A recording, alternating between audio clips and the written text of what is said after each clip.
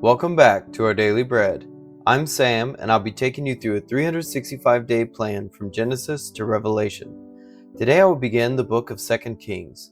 If you would like to catch up on our reading of 1 Kings, you can find a full compilation of the book on Substack and YouTube as a standalone video. If you would like to follow along, I'll be reading from the ESV translation.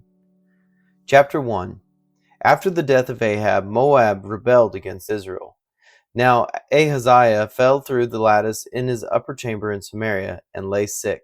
So he sent messengers, telling him, "Go, inquire of Baal-zebub, the god of Ekron, whether I shall recover from this sickness."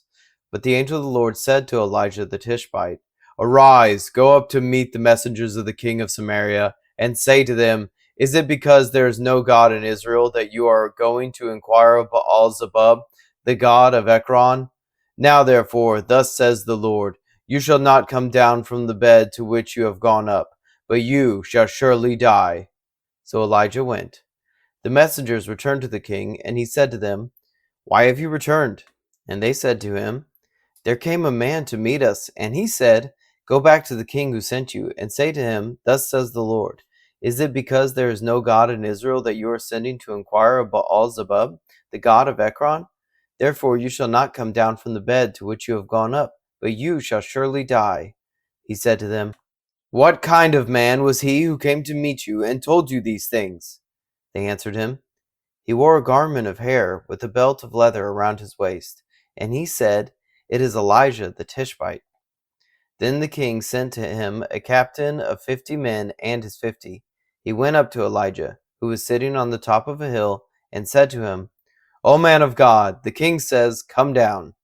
But Elijah answered the captain of 50, "If I am a man of God, let fire come down from heaven and consume you and your 50. Then fire came down from heaven and consumed him and his 50.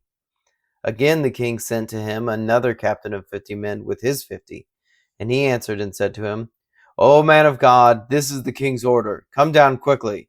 But Elijah answered them, "If I am a man of God, let fire come down from heaven and consume you and your 50. Then the fire of God came down from heaven and consumed him and his 50. Again the king sent the captain of a third 50 with his 50. And the third captain of 50 went up and came and fell on his knees before Elijah and entreated him, "O man of God, please let my life and the life of these 50 servants of yours be precious in your sight. Behold, fire came down from heaven and consumed the two former captains of 50 men with their 50s. But now let my life be precious in your sight." Then the angel of the Lord said to Elijah, "Go down with him. Do not be afraid of him." So he arose and went down with him to the king. And he said to him, "Thus says the Lord, because you have sent messengers to inquire of Baal-zebub, the god of Ekron, is it because there is no God in Israel to inquire of his word? Therefore you shall not come down from the bed to which you have gone up, but you shall surely die." So he died, according to the word of the Lord that Elijah had spoken. Jehoram became king in his place in the 2nd year of Jehoram the son of Jehoshaphat, king of Judah, because Ahaziah had no son. Now the rest of the acts of Ahaziah that he did, are they not written in the book of the Chronicles of the Kings of Israel? Chapter 2. Now when the Lord was about to take Elijah up to heaven by a whirlwind, Elijah and Elisha were on their way from Gilgal. And Elijah said to Elisha, "Please stay here, for the Lord has sent me as far as Bethel." But Elisha said, "As the Lord lives, and as you yourself live, I will not leave you." So they went down to Bethel. And the sons of the prophets who were in Bethel came out to Elisha and said to him, "Do you know that today the Lord will take away your master from over us?" And he said, "Yes, I know it. Keep quiet." Elijah said to him, "Elisha, please stay here, for the Lord has sent me to Jericho." But he said, "As the Lord lives, and as you yourself live, I will not leave you." So they came to Jericho. The sons of the prophets who were at Jericho drew near to Elisha and said to him, "Do you know that today the Lord will take away your master from over us?" And he answered, "Yes, I know it. Keep quiet." Then Elijah said to him, "Please stay here, for the Lord has sent me to the Jordan." But he said, "As the Lord lives, and as you yourself live, I will not leave you." So the two of them went on. 50 men of the sons of the prophets also went and stood at some distance from them, as they both were standing by the Jordan.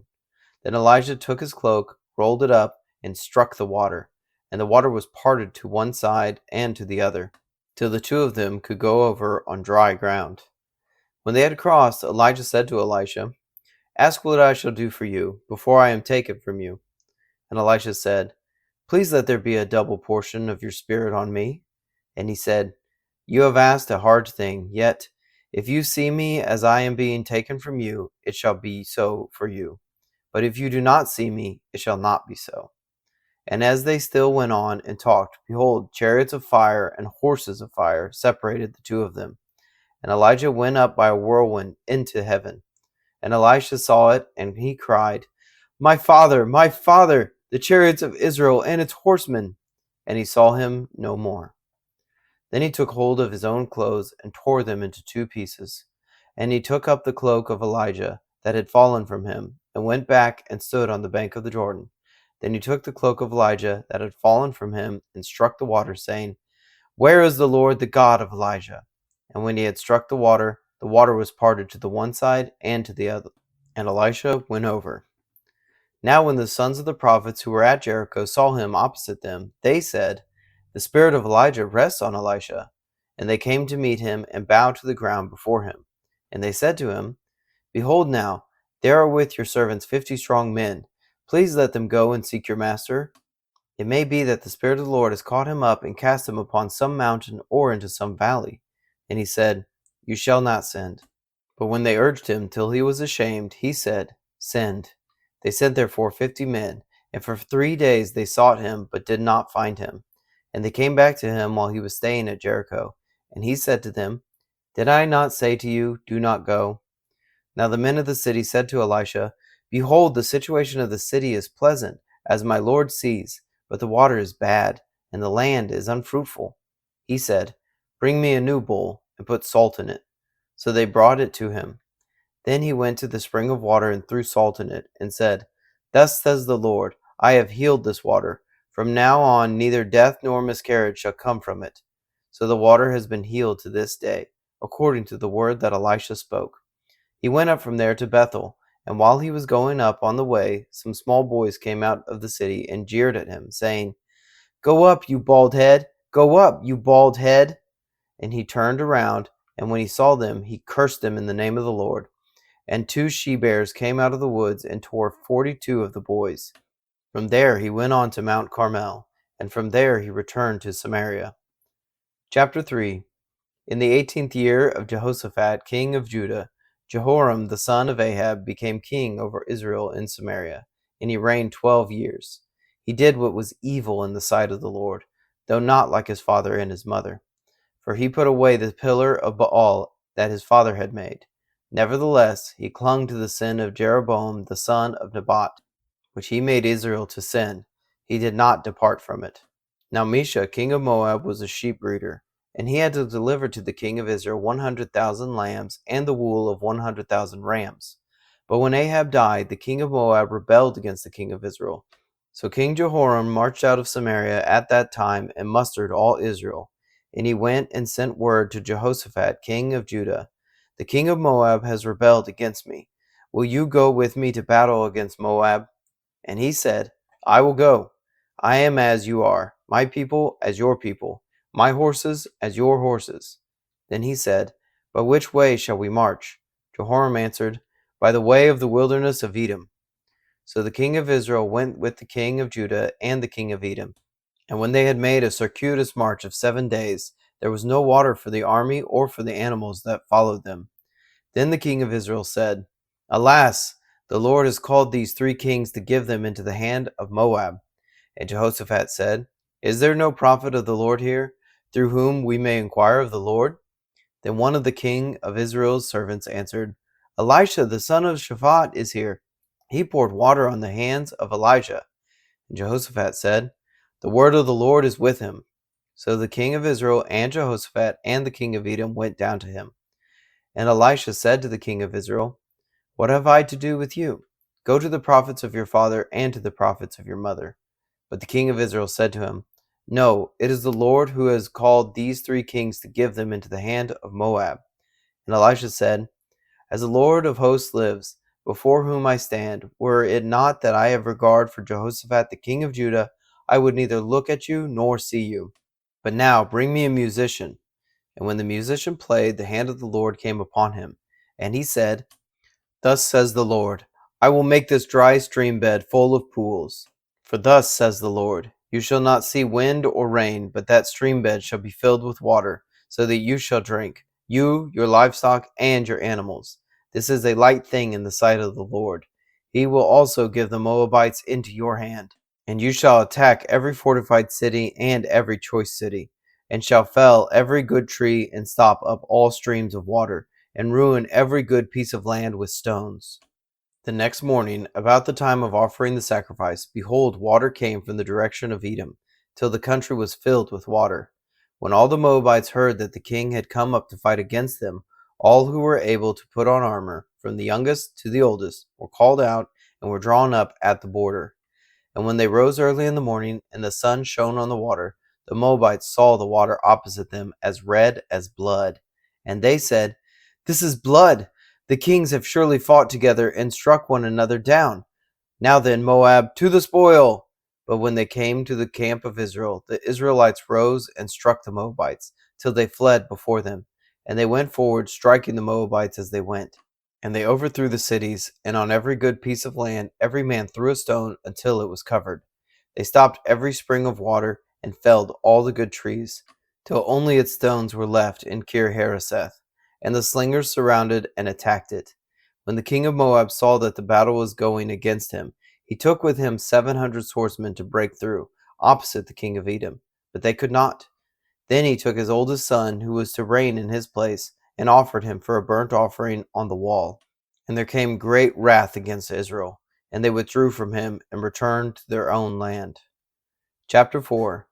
Now the wife of one of the sons of the prophets cried to Elisha, Your servant, my husband, is dead, and you know that your servant feared the Lord, but the creditor has come to take my 2 children to be his slaves.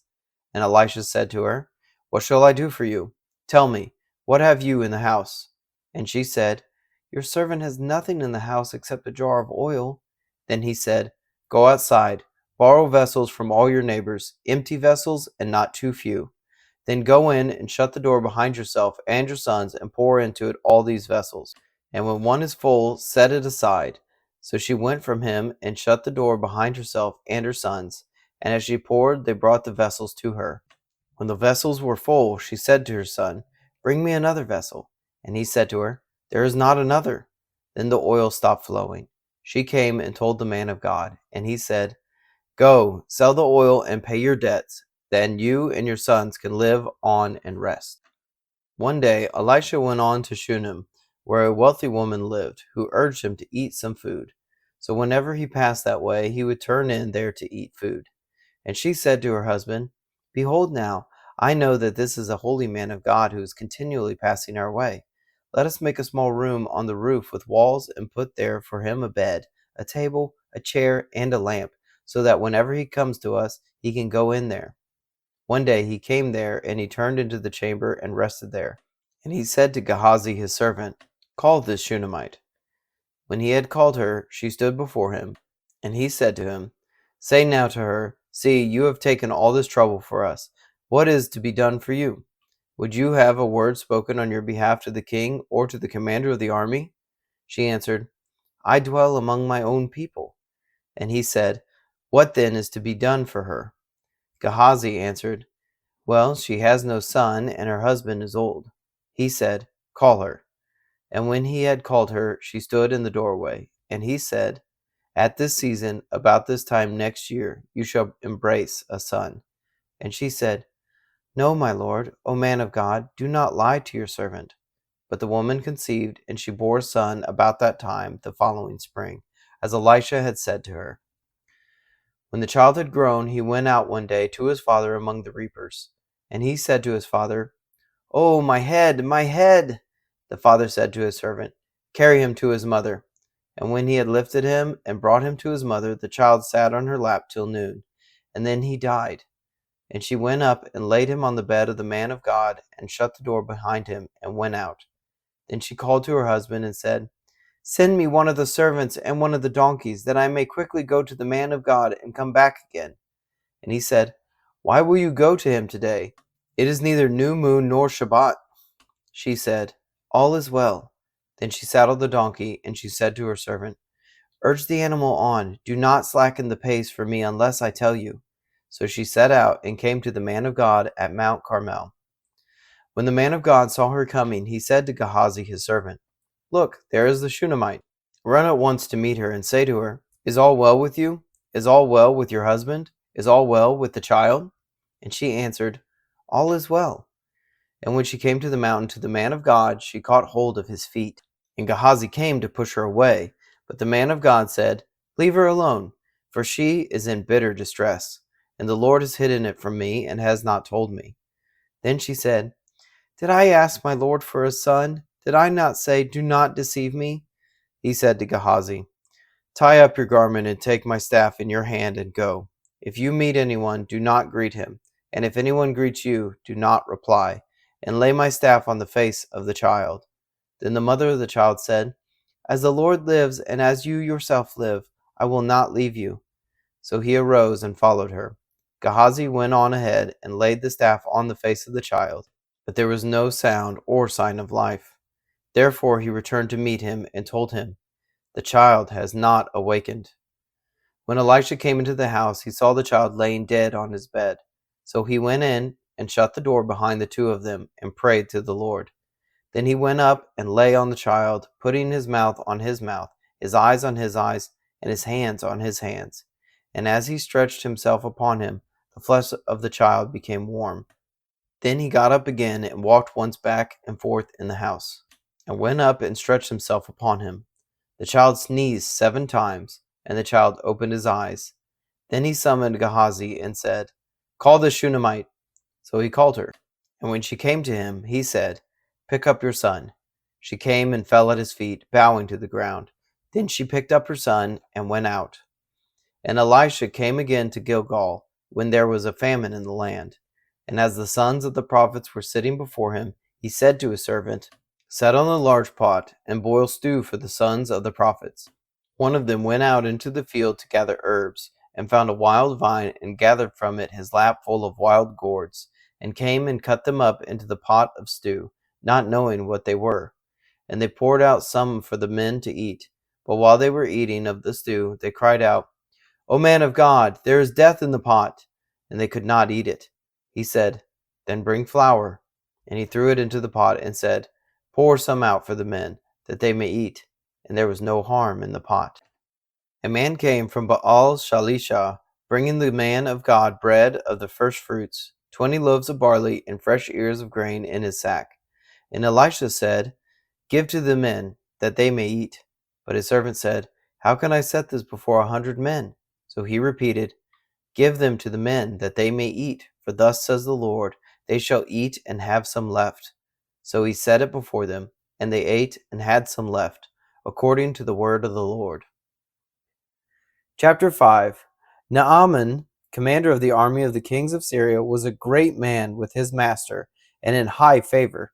Because of him, the Lord had given victory to Syria. He was a mighty man of valor, but he was a leper. Now the Syrians on one of their raids had carried off a little girl from the land of Israel, and she worked in the service of Naaman's wife. She said to her mistress, Would that my lord were with the prophet who is in Samaria, he would cure him of his leprosy. So Naaman went in and told his lord, Thus and so spoke the little girl from the land of Israel. And the king of Syria said, Go now, and I will send a letter to the king of Israel. So he went, taking with him 10 talents of silver, 6,000 shekels of gold, and 10 changes of clothing. And he brought the letter to the king of Israel, which read, When this letter reaches you, know that I have sent to you Naaman my servant, that you may cure him of his leprosy. And when the king of Israel read the letter, he tore his clothes and said, Am I God to kill and to make alive, that this man sends word to me to cure a man from his leprosy? Only consider and see how he is seeking a quarrel with me. But when Elisha, the man of God, heard that the king of Israel had torn his clothes, he sent to the king, saying, "Why have you torn your clothes? Let him come now to me, that he may know that there is a prophet in Israel." So Naaman came with his horses and chariots and stood at the door of Elisha's house. And Elisha sent a messenger to him, saying, "Go and wash in the Jordan 7 times, and your flesh shall be restored, and you shall be clean."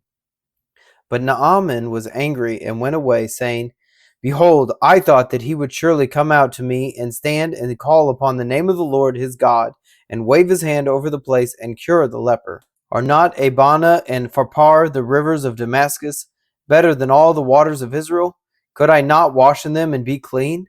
So he turned and went away in a rage. But his servants came near and said to him, "My father, it is a great word the prophet has spoken to you. Will you not do it? Has he actually said to you, 'Wash and be clean'?" So he went down and dipped himself 7 times in the Jordan, according to the word of the man of God. And his flesh was restored like the flesh of a little child, and he was clean. Then he returned to the man of God, he and all his company, and he came and stood before him. And he said, "Behold, I know that there is no God in all the earth but in Israel. So accept now a present from your servant." But he said, "As the Lord lives, before whom I stand, I will receive none." And he urged him to take it, but he refused. Then Naaman said, "If not, please let there be given to your servant 2 mule loads of earth.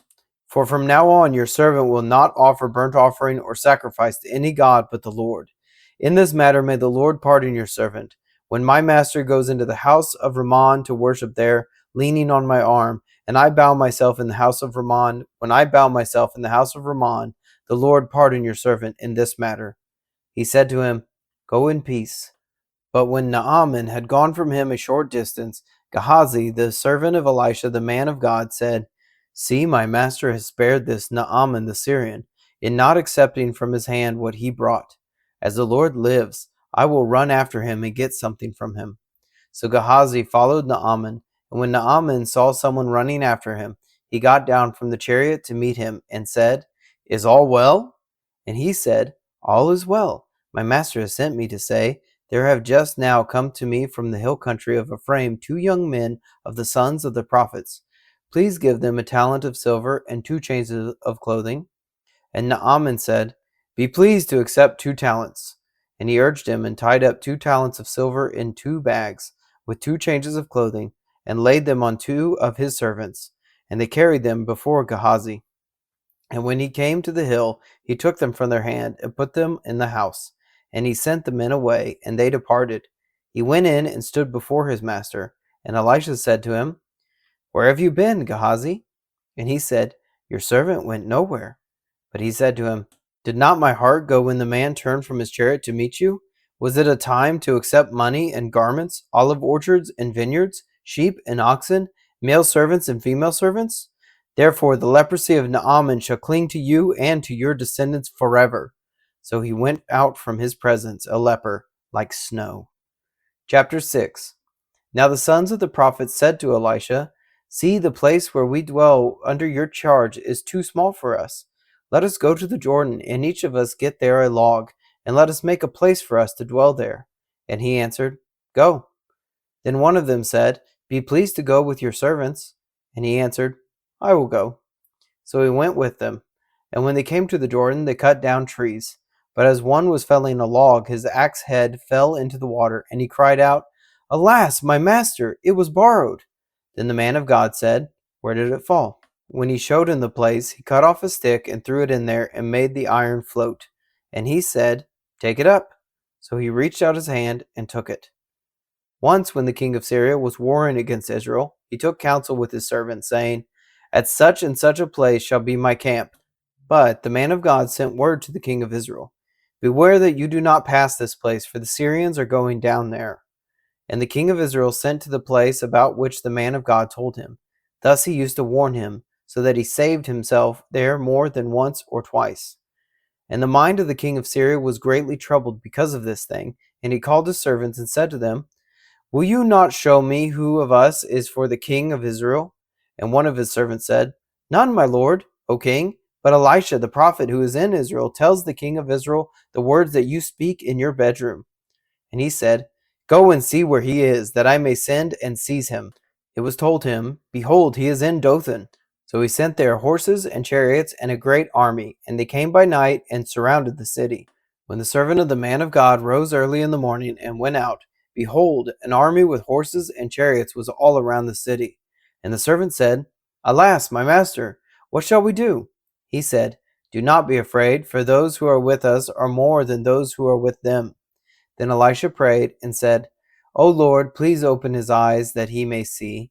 So the Lord opened the eyes of the young man, and he saw, and behold, the mountain was full of horses and chariots of fire all around Elisha. And when the Syrians came down against him, Elisha prayed to the Lord and said, Please strike this people with blindness. So he struck them with blindness in accordance with the prayer of Elisha. And Elisha said to them, This is not the way, and this is not the city. Follow me, and I will bring you to the man whom you seek. And he led them to Samaria. As soon as they entered Samaria, Elisha said, O Lord, open the eyes of these men, that they may see. So the Lord opened their eyes, and they saw. And behold, they were in the midst of Samaria. As soon as the king of Israel saw them, he said to Elisha, My father, shall I strike them down? Shall I strike them down? He answered, You shall not strike them down. Would you strike down those whom you have taken captive with your sword and with your bow? Set bread and water before them, that they may eat and drink and go to their master. So he prepared for them a great feast. And when they had eaten and drunk, he sent them away, and they went to their master. And the Syrians did not come again on raids into the land of Israel. Afterward, Ben-Hadad, king of Syria, mustered his entire army and went up and besieged Samaria. And there was a great famine in Samaria as they besieged it, until a donkey's head was sold for 80 shekels of silver, and the fourth part of a cob of dove's dung for 5 shekels of silver. Now as the king of Israel was passing by on the wall, a woman cried out to him, saying, Help, my lord, O king! And he said, If the Lord will not help you, how shall I help you? From the threshing floor or from the winepress? And the king asked her, What is your trouble?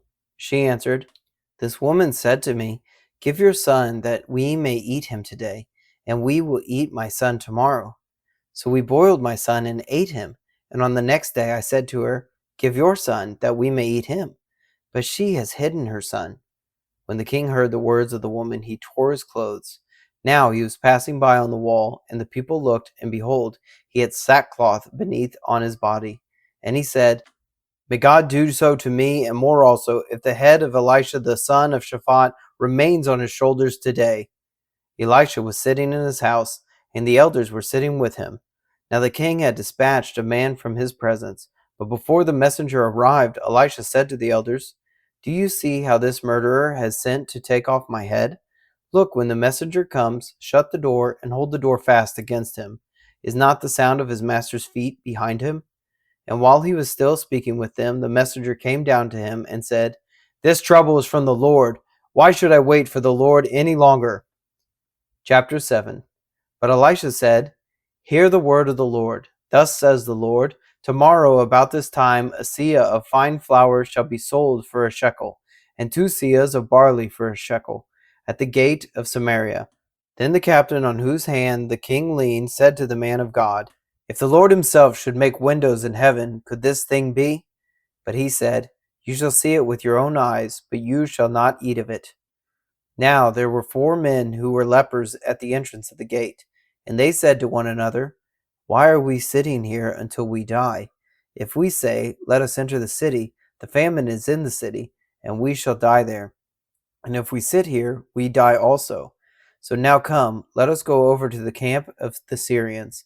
If they spare our lives, we shall live, and if they kill us, we shall but die.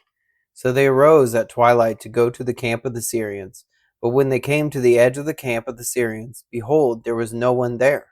For the Lord had made the army of the Syrians hear the sound of chariots and of horses, the sound of a great army, so that they said to one another, Behold, the king of Israel has hired against us the kings of the Hittites and the kings of Egypt to come against us. So they fled away in the twilight and abandoned their tents, their horses, and their donkeys, leaving the camp as it was, and fled for their lives. And when these lepers came to the edge of the camp, they went into a tent and ate and drank, and they carried off silver and gold and clothing and went and hid them. Then they came back and entered another tent and carried off things from it and went and hid them. Then they said to one another, "We are not doing right. This day is a day of good news. If we are silent and wait until the morning light, punishment will overtake us. Now therefore come, let us go and tell the king's household." So they came and called to the gatekeepers of the city and told them, "We came to the camp of the Syrians, and behold, there was no one to be seen or heard there, nothing but the horses tied and the donkeys tied, and the tents as they were." Then the gatekeepers called out, and it was told within the king's household. And the king arose in the night and said to his servants, "I will tell you what the Syrians have done to us. They know that we are hungry. Therefore they have gone out of the camp to hide themselves in the open country, thinking, when they come out of the city, we shall take them alive and get into the city." And one of his servants said, "Let some men take 5 of the remaining horses, and see that those who are left here will fare like the whole multitude of Israel, who have already perished. Let us send and see." So they took 2 horsemen, and the king sent them after the army of the Syrians, saying, "Go and see."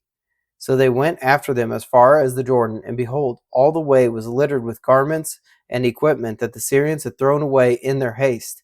And the messengers returned and told the king. Then the people went out and plundered the camp of the Syrians. So a seah of fine flour was sold for a shekel, and 2 seahs of barley for a shekel, according to the word of the Lord. Now the king had appointed the captain on whose hand he leaned to have charge of the gate, and the people trampled him in the gate, so that he died, as the man of God had said when the king came down to him. For when the man of God had said to the king, 2 seahs of barley shall be sold for a shekel, and a seah of fine flour for a shekel, about this time tomorrow in the gate of Samaria, the captain had answered the man of God, "If the Lord himself should make windows in heaven, could such a thing be?" And he had said, "You shall see it with your own eyes, but you shall not eat of it." And so it happened to him, for the people trampled him in the gate, and he died. Chapter 8. Now Elisha had said to the woman whose son he had restored to life, "Arise and depart with your household, and sojourn wherever you can, for the Lord has called for a famine, and it will come upon the land for 7 years." So the woman arose and did according to the word of the man of God. She went with her household and sojourned in the land of the Philistines 7 years. And at the end of the 7 years, when the woman returned from the land of the Philistines, she went to appeal to the king for her house and her land. Now the king was talking with Gehazi, the servant of the man of God, saying, "Tell me all the great things that Elisha has done." And while he was telling the king how Elisha had restored the dead to life, behold, the woman whose son he had restored to life appealed to the king for her house and her land. And Gehazi said, "My lord, O king, here is the woman, and here is her son whom Elisha restored to life." And when the king asked the woman, she told him. So the king appointed an official for her, saying, "Restore all that was hers, together with all the produce of the fields from the day that she left the land until now." Now Elisha came to Damascus. Ben-Hadad, the king of Syria, was sick, and when it was told him, "The man of God has come here," the king said to Hazael, "Take a present with you and go to meet the man of God, and inquire of the Lord through him, saying, Shall I recover from this sickness?" So Hazael went to meet him, and took a present with him, and all kinds of goods of Damascus, 40 camels' loads. When he came and stood before him, he said, "Your son Ben-Hadad, king of Syria, has sent me to you, saying, Shall I recover from this sickness?" And Elisha said to him, "Go, say to him, You shall certainly recover, but the Lord has shown me that he shall certainly die." And he fixed his gaze and stared at him, until he was embarrassed. And the man of God wept. And Hazael said, "Why does my lord weep?" He answered, "Because I know the evil that you will do to the people of Israel. You will set on fire their fortresses, and you will kill their young men with the sword, and dash in pieces their little ones, and rip open their pregnant women." And Hazael said, "What is your servant, who is but a dog, that he should do this great thing?" Elisha answered, "The Lord has shown me that you are to be king over Assyria." Then he departed from Elisha and came to his master, who said to him, "What did Elisha say to you?" And he answered, "He told me that you would certainly recover." But the next day he took the bedcloth and dipped it in water and spread it over his face till he died. And Hazael became king in his place. In the 5th year of Joram the son of Ahab, king of Israel, When Jehoshaphat was king of Judah, Jehoram the son of Jehoshaphat, king of Judah, began to reign. He was 32 years old when he became king, and he reigned 8 years in Jerusalem. And he walked in the ways of the kings of Israel, as the house of Ahab had done, for the daughter of Ahab was his wife. And he did what was evil in the sight of the Lord. Yet the Lord was not willing to destroy Judah for the sake of David his servant, since he promised to give a lamp to him and to his sons forever. In his days Edom revolted from the rule of Judah and set up a king of their own. Then Joram passed over to Zair with all his chariots and rose by night. And he and his chariot commanders struck the Edomites who had surrounded him, but his army fled home. So Edom revolted from the rule of Judah to this day. Then Libnah revolted at the same time. Now the rest of the acts of Joram and all that he did, are they not written in the book of the Chronicles of the Kings of Judah? So Joram slept with his fathers and was buried with his fathers in the city of David. And Ahaziah his son reigned in his place. In the 12th year of Joram the son of Ahab, king of Israel, Ahaziah the son of Jehoram, king of Judah, began to reign. Ahaziah was 22 years old when he began to reign, and he reigned 1 year in Jerusalem. His mother's name was Athaliah. She was a granddaughter of Omri, king of Israel. He also walked in the way of the house of Ahab, and did what was evil in the sight of the Lord, as the house of Ahab had done, for he was son-in-law to the house of Ahab. He went with Joram the son of Ahab to make war against Hazael king of Syria at Ramoth Gilead, and the Syrians wounded Joram. And King Joram returned to be healed in Jezreel with the wounds that the Syrians had given him at Ramah, when he fought against Hazael king of Syria. And Ahaziah the son of Jehoram king of Judah went down to see Joram the son of Ahab in Jezreel, because he was sick. Chapter 9. Then Elisha the prophet called one of the sons of the prophets and said to him, Tie up your garments and take this flask of oil in your hand, and go to Ramoth Gilead. And when you arrive, look there for Jehu the son of Jehoshaphat, son of Nimshi, and go in and have him rise from among his fellows, and lead him to an inner chamber.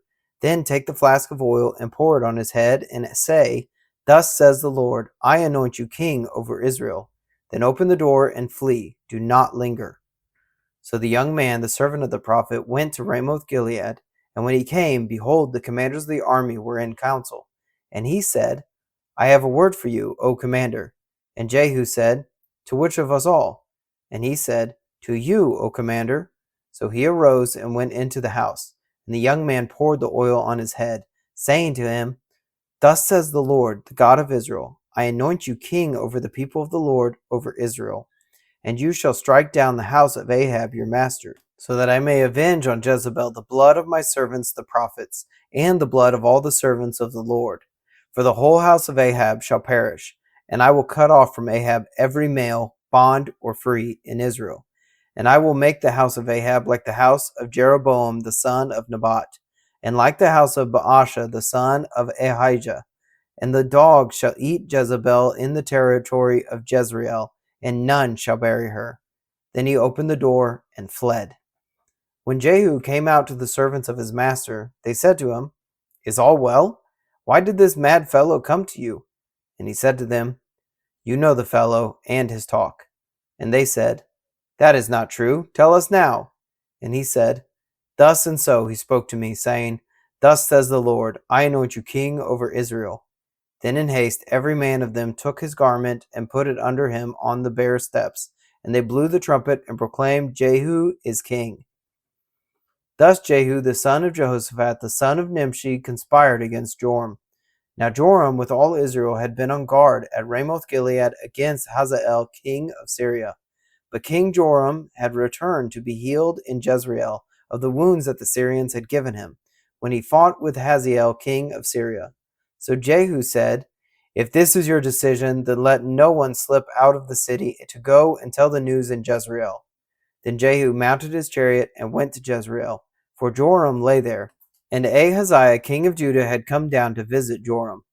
Now the watchman was standing on the tower in Jezreel, and he saw the company of Jehu as he came, and said, I see a company. And Joram said, Take a horseman and send to meet them, and let him say, Is it peace? So a man on horseback went to meet him, and said, Thus says the king, Is it peace? And Jehu said, What do you have to do with peace? Turn around and ride behind me. And the watchman reported, saying, The messenger reached them, but he is not coming back. Then he sent out a second horseman, who came to them and said, Thus the king has said, Is it peace? And Jehu answered, What do you have to do with peace? Turn around and ride behind me. Again the watchman reported, He reached them, but he is not coming back. And the driving is like the driving of Jehu the son of Nimshi, for he drives furiously. Joram said, Make ready. And they made ready his chariot. Then Joram king of Israel and Ahaziah king of Judah set out, each in his chariot, and went to meet Jehu, and met him at the property of Naboth the Jezreelite. And when Joram saw Jehu, he said, Is it peace, Jehu? He answered, What peace can there be, so long as the whorings and the sorceries of your mother Jezebel are so many? Then Joram reined about and fled, saying to Ahaziah, Treachery, O Ahaziah! And Jehu drew his bow with his full strength and shot Joram between the shoulders, so that the arrow pierced his heart, and he sank in his chariot. Jehu said to Bidkar his aide, Take him up and throw him on the plot of ground belonging to Naboth the Jezreelite. For remember, when you and I rode side by side behind Ahab his father, how the Lord made his pronouncement against him. As surely as I saw yesterday the blood of Naboth and the blood of his sons, declares the Lord, I will repay you on this plot of ground. Now therefore take him up and throw him on the plot of ground, in accordance with the word of the Lord. When Ahaziah the king of Judah saw this, he fled in the direction of Beth-Hagan. And Jehu pursued him, and said, Shoot him also. And they shot him in the chariot at the ascent of Gur, which is by Ibleam. And he fled to Megiddo, and died there. His servants carried him in a chariot to Jerusalem, and buried him in his tomb with his fathers in the city of David. In the 11th year of Joram the son of Ahab, Ahaziah began to reign over Judah. When Jehu came to Jezreel, Jezebel heard of it, and she painted her eyes, and adorned her head, and looked out the window. And as Jehu entered the gate, she said, Is it peace, you Zimri, murderer of your master? And he lifted up his face to the window, and said, Who is on my side? Who? 2 or 3 eunuchs looked out at him. He said, Throw her down. So they threw her down, and some of her blood splattered on the wall and on the horses, and they trampled on her. Then he went in and ate and drank. And he said, See now to this cursed woman, and bury her, for she is a king's daughter. But when they went to bury her, they found no more of her than the skull and the feet and the palms of her hands. When they came back and told him, he said, This is the word of the Lord, which he spoke by his servant Elijah the Tishbite. In the territory of Jezreel the dogs shall eat the flesh of Jezebel, and the corpse of Jezebel shall be as dung on the face of the field in the territory of Jezreel, so that no one can say, This is Jezebel. Chapter 10. Now Ahab had 70 sons in Samaria. So Jehu wrote letters and sent them to Samaria, to the rulers of the city, to the elders, and to the guardians of the sons of Ahab, saying, Now then, as soon as this letter comes to you, seeing your master's sons are with you, and there are with you chariots and horses, fortified cities also, and weapons, select the best and fittest of your master's sons, and set him on his father's throne, and fight for your master's house. But they were exceedingly afraid, and said, Behold, the 2 kings could not stand before him. How then can we stand? So he who was over the palace, and he who was over the city, together with the elders and the guardians, sent to Jehu, saying, We are your servants, and we will do all that you tell us. We will not make anyone king. Do whatever is good in your eyes. Then he wrote to them a second letter, saying, If you are on my side, and if you are ready to obey me, take the heads of your master's sons, and come to me at Jezreel tomorrow at this time. Now the king's sons, 70 persons, were with the great men of the city, who were bringing them up. And as soon as the letter came to them, they took the king's sons and slaughtered them, 70 persons, and put their heads in baskets, and sent them to him at Jezreel. When the messenger came and told him, They have brought the heads of the king's sons, he said, Lay them in 2 heaps at the entrance of the gate until the morning. Then in the morning, when he went out, he stood and said to all the people, You are innocent. It was I who conspired against my master and killed him. But who struck down all these? Know then that there shall fall to the earth nothing of the word of the Lord, which the Lord spoke concerning the house of Ahab, for the Lord has done what he said by his servant Elijah. So Jehu struck down all who remained of the house of Ahab in Jezreel, all his great men and his close friends and his priests, until he left him none remaining. Then he met the relatives of Ahaziah king of Judah, and he said, "Who are you?" And they answered, "We are the relatives of Ahaziah, and we come down to visit the royal princes and the sons of the queen mother." He said, "Take them alive." And they took them alive and slaughtered them at the pit of Beth-eked, 42 persons, and he spared none of them. And when he departed from there, he met Jehonadab the son of Rechab coming to meet him. And he greeted him and said to him, "Is your heart true to my heart as mine is to yours?" And Jehonadab answered, "It is." Jehu said, "If it is, give me your hand." So he gave him his hand, and Jehu took him up with him into the chariot. And he said, "Come with me and see my zeal for the Lord." So he made him ride in his chariot. And when he came to Samaria, he struck down all who remained to Ahab in Samaria, till he had wiped them out, according to the word of the Lord that he spoke to Elijah. Then Jehu assembled all the people and said to them, "Ahab served Baal a little, but Jehu will serve him much. Now therefore call to me all the prophets of Baal, all his worshippers, and all his priests. Let none be missing, for I have a great sacrifice to offer to Baal. Whoever is missing shall not live." But Jehu did it with cunning in order to destroy the worshippers of Baal. And Jehu ordered, "Sanctify a solemn assembly for Baal." So they proclaimed it. And Jehu sent throughout all Israel, and all the worshippers of Baal came, so that there was not a man left who did not come. And they entered the house of Baal, and the house of Baal was filled from one end to the other. He said to him who was in charge of the wardrobe, "Bring out the vestments for all the worshippers of Baal." So he brought out the vestments for them. Then Jehu went into the house of Baal with Jehonadab the son of Rechab, and he said to the worshippers of Baal, "Search and see that there is no servant of the Lord here among you, but only the worshippers of Baal." Then they went in to offer sacrifices and burnt offerings. Now Jehu had stationed 80 men outside and said, "The man who allows any of those whom I give into your hands to escape shall forfeit his life." So as soon as he had made an end of offering the burnt offering, Jehu said to the guard and to the officers, "Go in and strike them down, let not a man escape." So when they put them to the sword, the guard and the officers cast them out and went into the inner room of the house of Baal, and they brought out the pillar that was in the house of Baal and burned it. And they demolished the pillar of Baal and demolished the house of Baal and made it a latrine to this day. Thus Jehu wiped out Baal from Israel. But Jehu did not turn aside from the sins of Jeroboam the son of Nebat, which he made Israel to sin, that is, the golden calves that were in Bethel and in Dan. And the Lord said to Jehu, "Because you have done well in carrying out what is right in my eyes, and have done to the house of Ahab according to all that was in my heart, your sons of the fourth generation shall sit on the throne of Israel." But Jehu was not careful to walk in the law of the Lord, the God of Israel, with all his heart.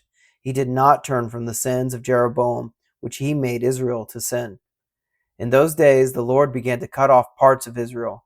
Hazael defeated them throughout the territory of Israel, from the Jordan eastward, all the land of Gilead, the Gadites and the Reubenites, and the Manassites from Aroer, which is by the valley of the Arnon, that is, Gilead and Bashan. Now the rest of the acts of Jehu, and all that he did, and all his might, are they not written in the book of the Chronicles of the Kings of Israel? So Jehu slept with his fathers, and they buried him in Samaria. And Jehoahaz his son reigned in his place. The time that Jehu reigned over Israel in Samaria was 28 years. Chapter 11. Now when Athaliah the mother of Ahaziah saw that her son was dead, she arose and destroyed all the royal family. But Jehosheba the daughter of King Joram, sister of Ahaziah, took Joash the son of Ahaziah, and stole him away from among the king's sons who were being put to death. And she put him and his nurse in a bedroom. Thus they hid him from Athaliah, so that he was not put to death. And he remained with her 6 years, hidden in the house of the Lord, while Athaliah reigned over the land. But in the 7th year Jehoiada sent and brought the captains of the Karites and of the guards, and had them come to him in the house of the Lord. And he made a covenant with them and put them under oath in the house of the Lord. And he showed them the king's son. And he commanded them, "This is the thing that you shall do. 1/3 of you, those who come off duty on the Sabbath, and guard the king's house. Another third being at the gate sir, and a third at the gate behind the guards, shall guard the palace. And the 2 divisions of you, which come on duty in force on the Sabbath, and guard the house of the Lord on behalf of the king, shall surround the king, each with his weapons in his hand. And whoever approaches the ranks is to be put to death. Be with the king when he goes out and when he comes in." The captains did according to all that Jehoiada the priest commanded. And they each brought his men who were to go off duty on the Sabbath, with those who were to come on duty on the Sabbath, and came to Jehoiada the priest. And the priest gave to the captains the spears and the shields that had been King David's, which were in the house of the Lord. And the guard stood, every man with his weapons in his hand, from the south side of the house to the north side of the house, around the altar and the house on behalf of the king. Then he brought out the king's son and put the crown on him and gave him the testimony. And they proclaimed him king and anointed him, and they clapped their hands and said, "Long live the king!" When Athaliah heard the noise of the guard and of the people, she went into the house of the Lord to the people. And when she looked, there was the king standing by the pillar, according to the custom, and the captains and the trumpeters beside the king, and all the people of the land rejoicing and blowing trumpets. And Athaliah tore her clothes and cried, "Treason! Treason!" Then Jehoiada the priest commanded the captains who were set over the army, "Bring her out between the ranks, and put to death with the sword anyone who follows her." For the priest said, "Let her not be put to death in the house of the Lord." So they laid hands on her, and she went through the horses' entrance to the king's house, and there she was put to death. And Jehoiada made a covenant between the Lord and the king and people, that they should be the Lord's people, and also between the king and the people. Then all the people of the land went to the house of Baal and tore it down. His altars and his images they broke in pieces. And they killed Mattan, the priest of Baal, before the altars. And the priest posted watchmen over the house of the Lord.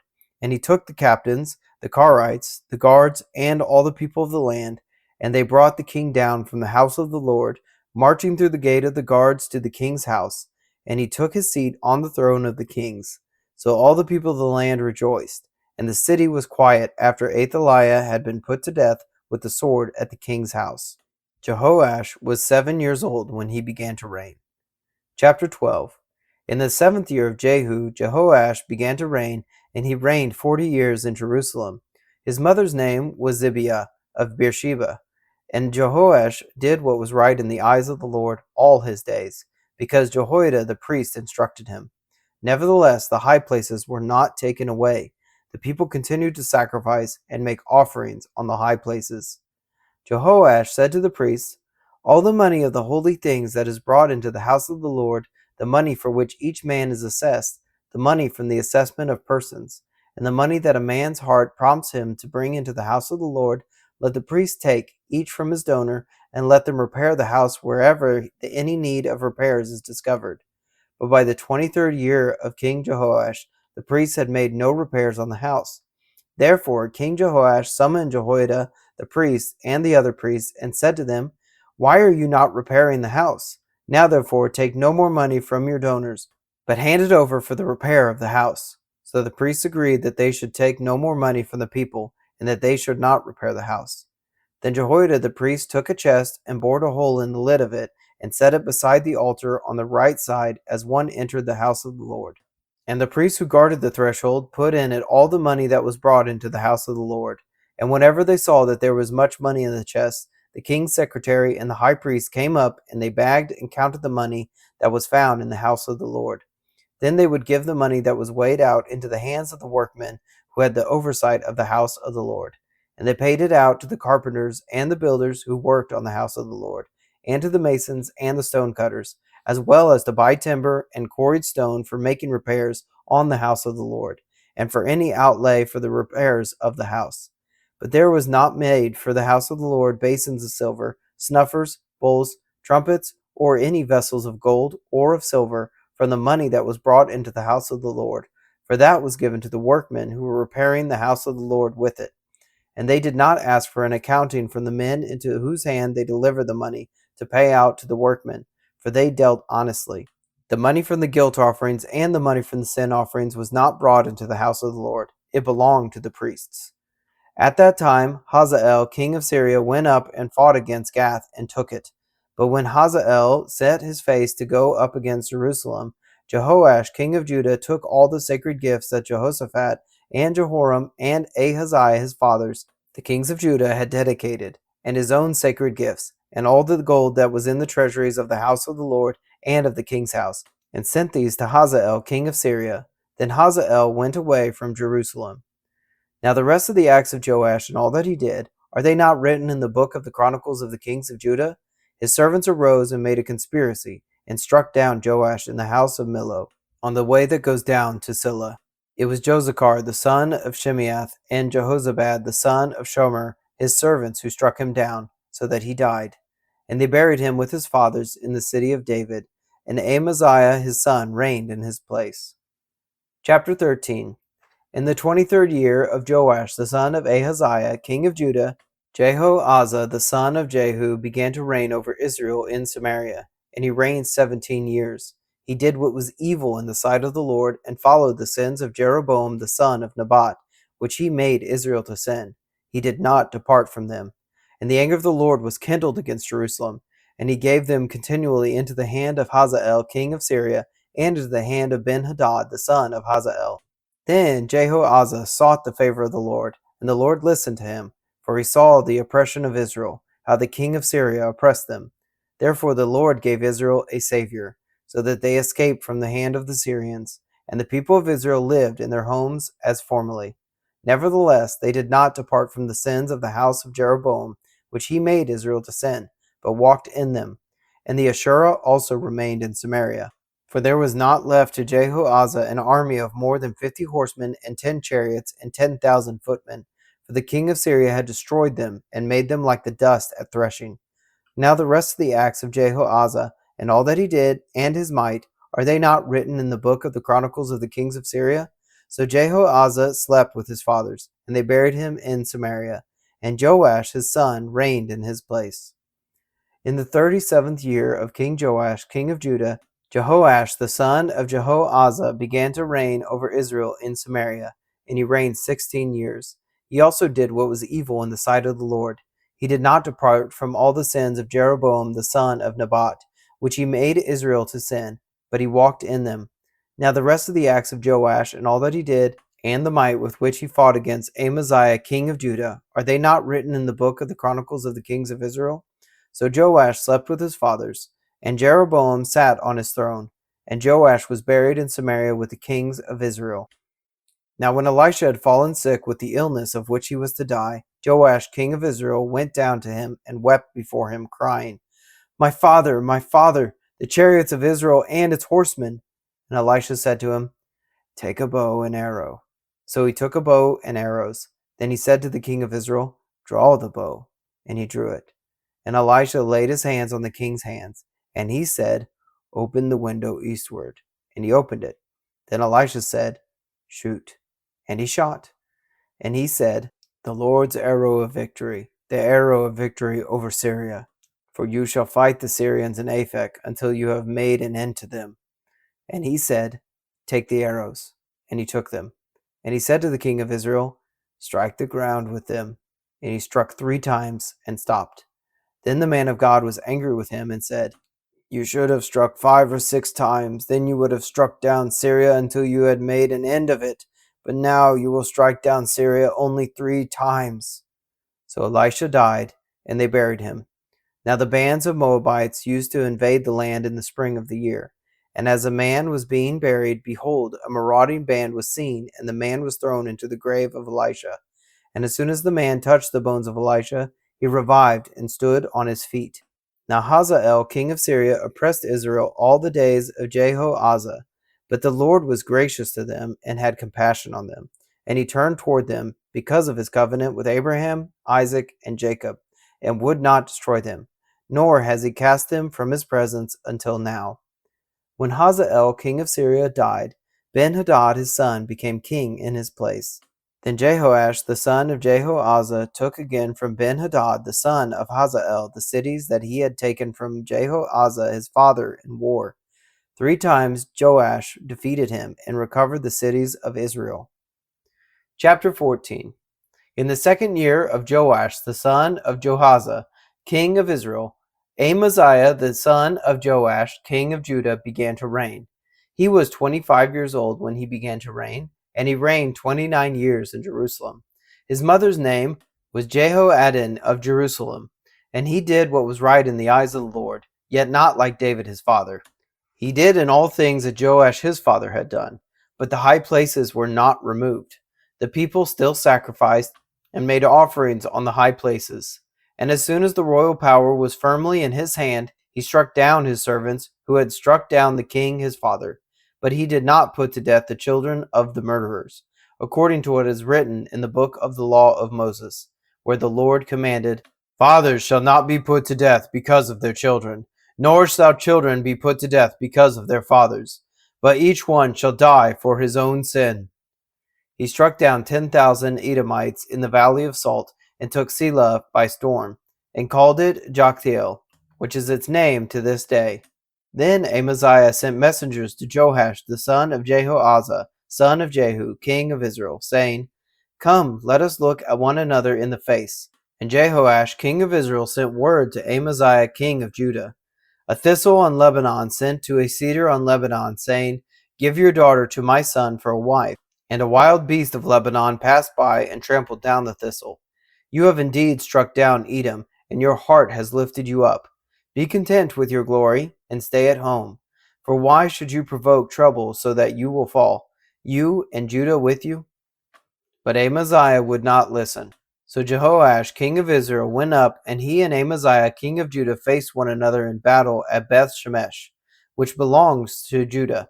And Judah was defeated by Israel, and every man fled to his home.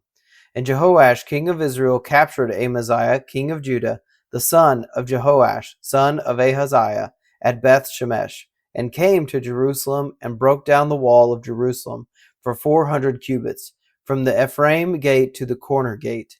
And he seized all the gold and silver, and all the vessels that were found in the house of the Lord, and in the treasuries of the king's house, also hostages, and he returned to Samaria.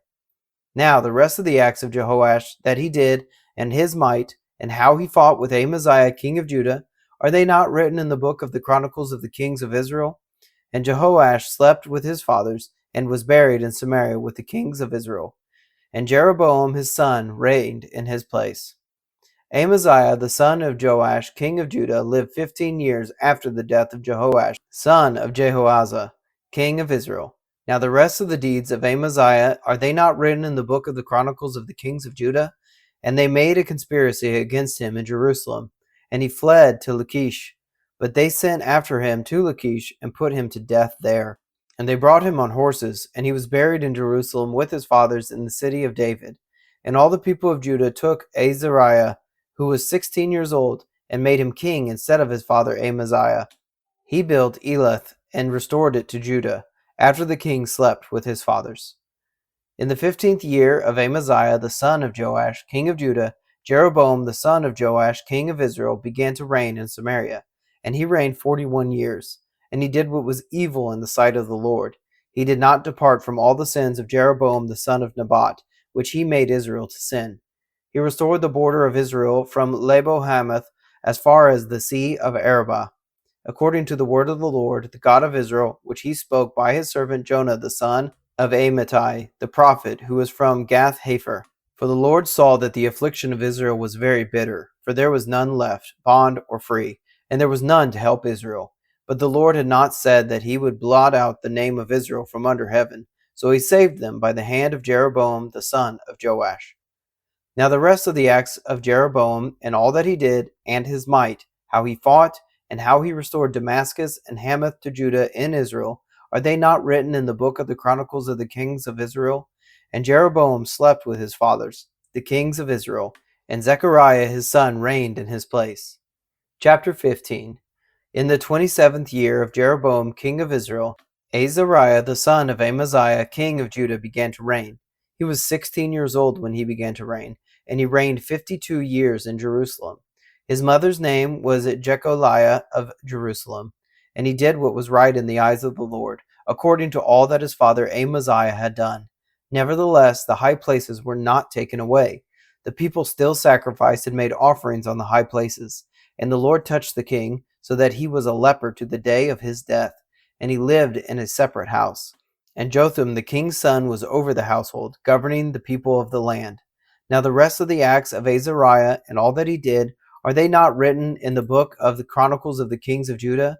And Azariah slept with his fathers, and they buried him with his fathers in the city of David, and Jotham his son reigned in his place. In the 38th year of Azariah king of Judah, Zechariah the son of Jeroboam reigned over Israel in Samaria 6 months. And he did what was evil in the sight of the Lord, as his fathers had done. He did not depart from the sins of Jeroboam the son of Nebat, which he had made Israel to sin. Shalom the son of Jabesh conspired against him, and struck him down at Ibleam, and put him to death, and reigned in his place.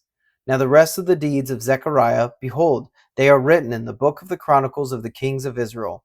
This was the promise of the Lord that he gave to Jehu. Your son shall sit on the throne of Israel to the 4th generation.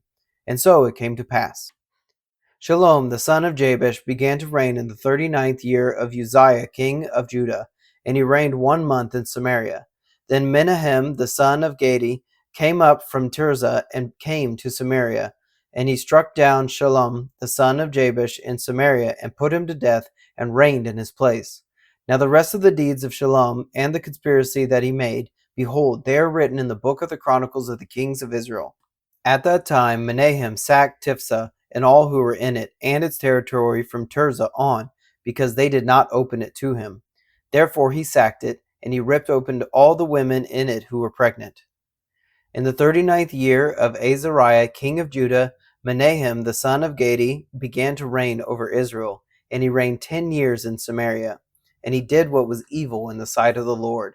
He did not depart all his days from all the sins of Jeroboam the son of Nebat, which he made Israel to sin.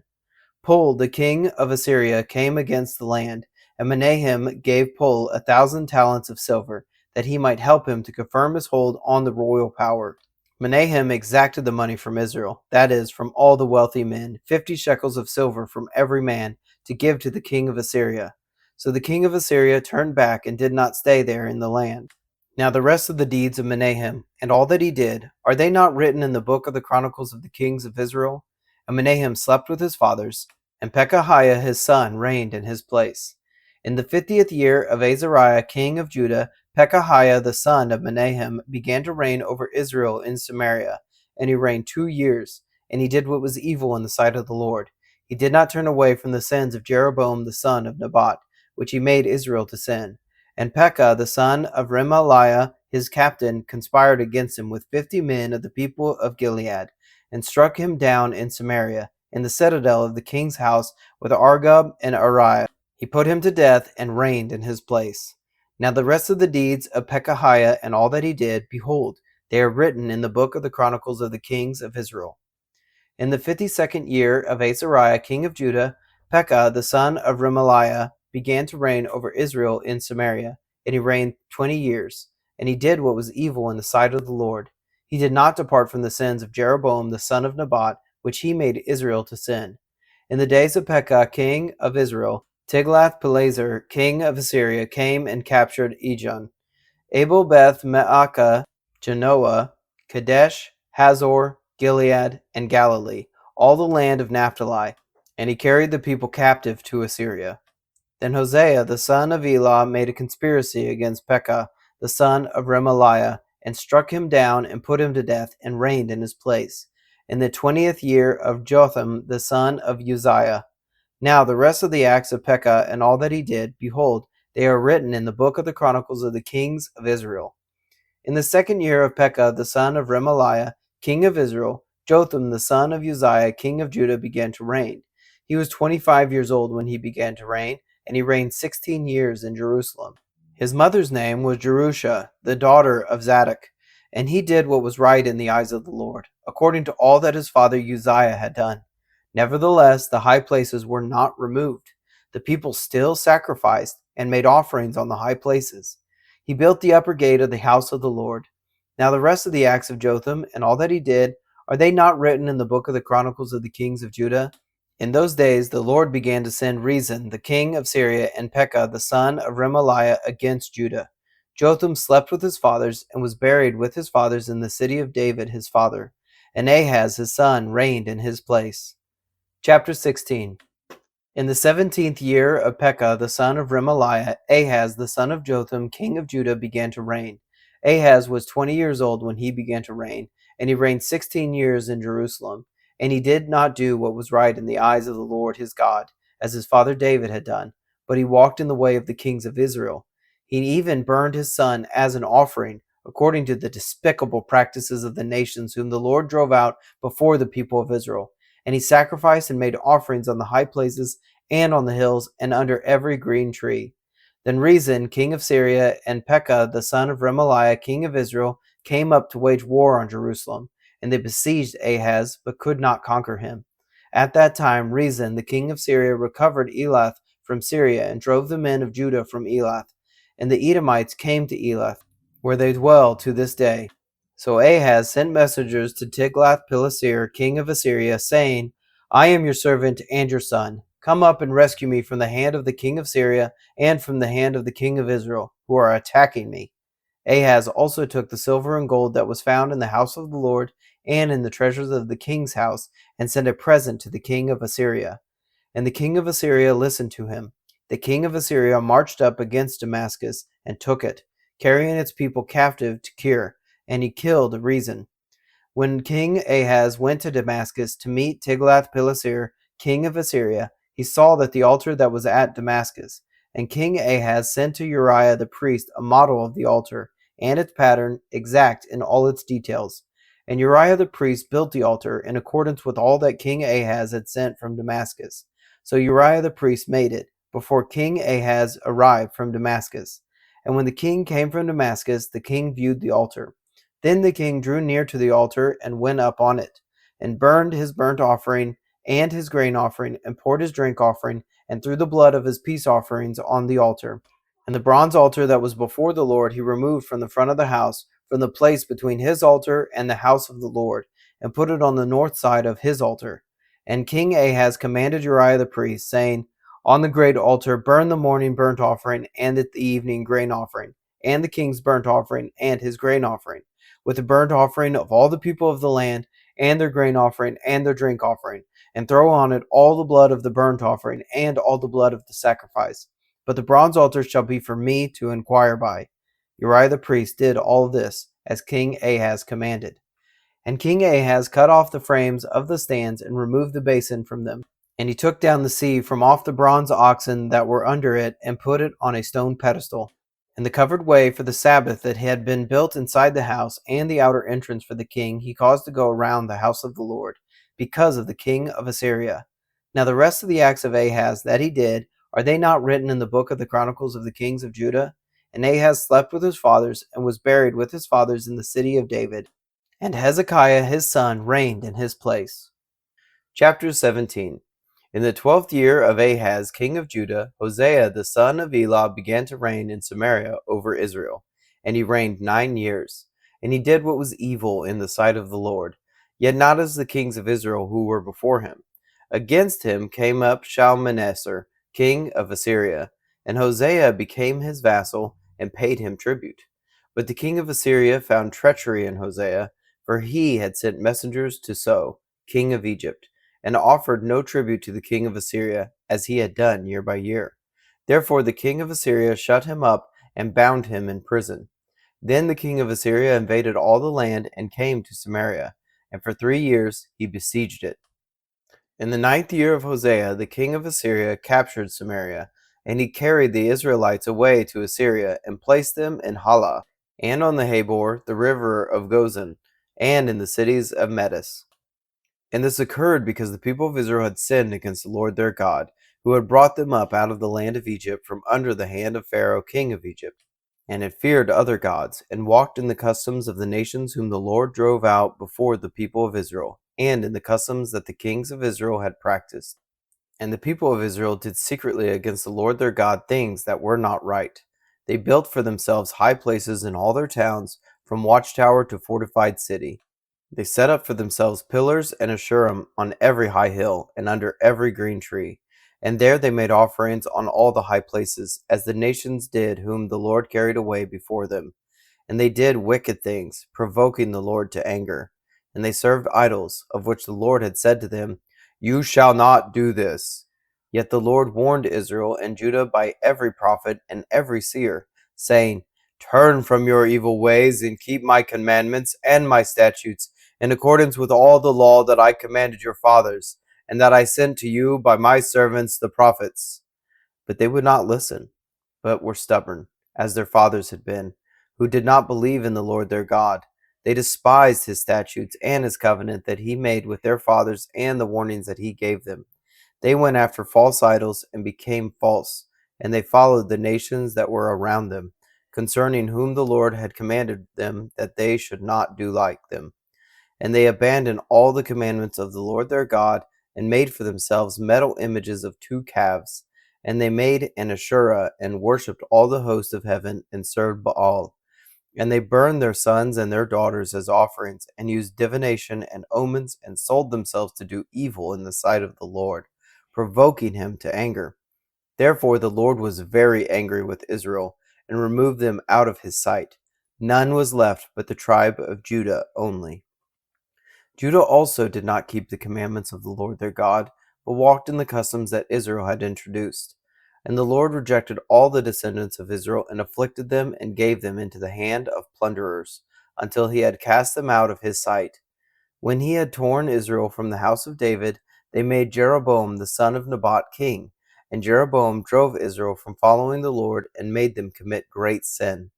The people of Israel walked in all the sins that Jeroboam did. They did not depart from them, until the Lord removed Israel out of his sight, as he had spoken by all his servants the prophets. So Israel was exiled from their own land to Assyria until this day. And the king of Assyria brought people from Babylon, Cutha, Ava, Hamath, and Sepharvaim, and placed them in the cities of Samaria instead of the people of Israel. And they took possession of Samaria, and lived in its cities. And at the beginning of their dwelling there, they did not fear the Lord. Therefore the Lord sent lions among them, which killed some of them. So the king of Assyria was told, "The nations that you have carried away and placed in the cities of Samaria do not know the law of the God of the land. Therefore he has sent lions among them, and behold, they are killing them, because they do not know the law of the God of the land." Then the king of Assyria commanded, "Send there one of the priests whom you carried away from there, and let him go and dwell there, and teach them the law of the God of the land." So one of the priests whom they had carried away from Samaria came and lived in Bethel, and taught them how they should fear the Lord. But every nation still made gods of its own, and put them in the shrines of the high places that the Samaritans had made, every nation in the cities in which they lived. The men of Babylon made Succoth-Beneth, the men of Cuth made Nergal, the men of Hamath made Ashima, and the Avites made Nibhaz and Tartak. And the Sepharvites burned their children in the fire of Adramelech and Anamelech, the gods of Saravaim.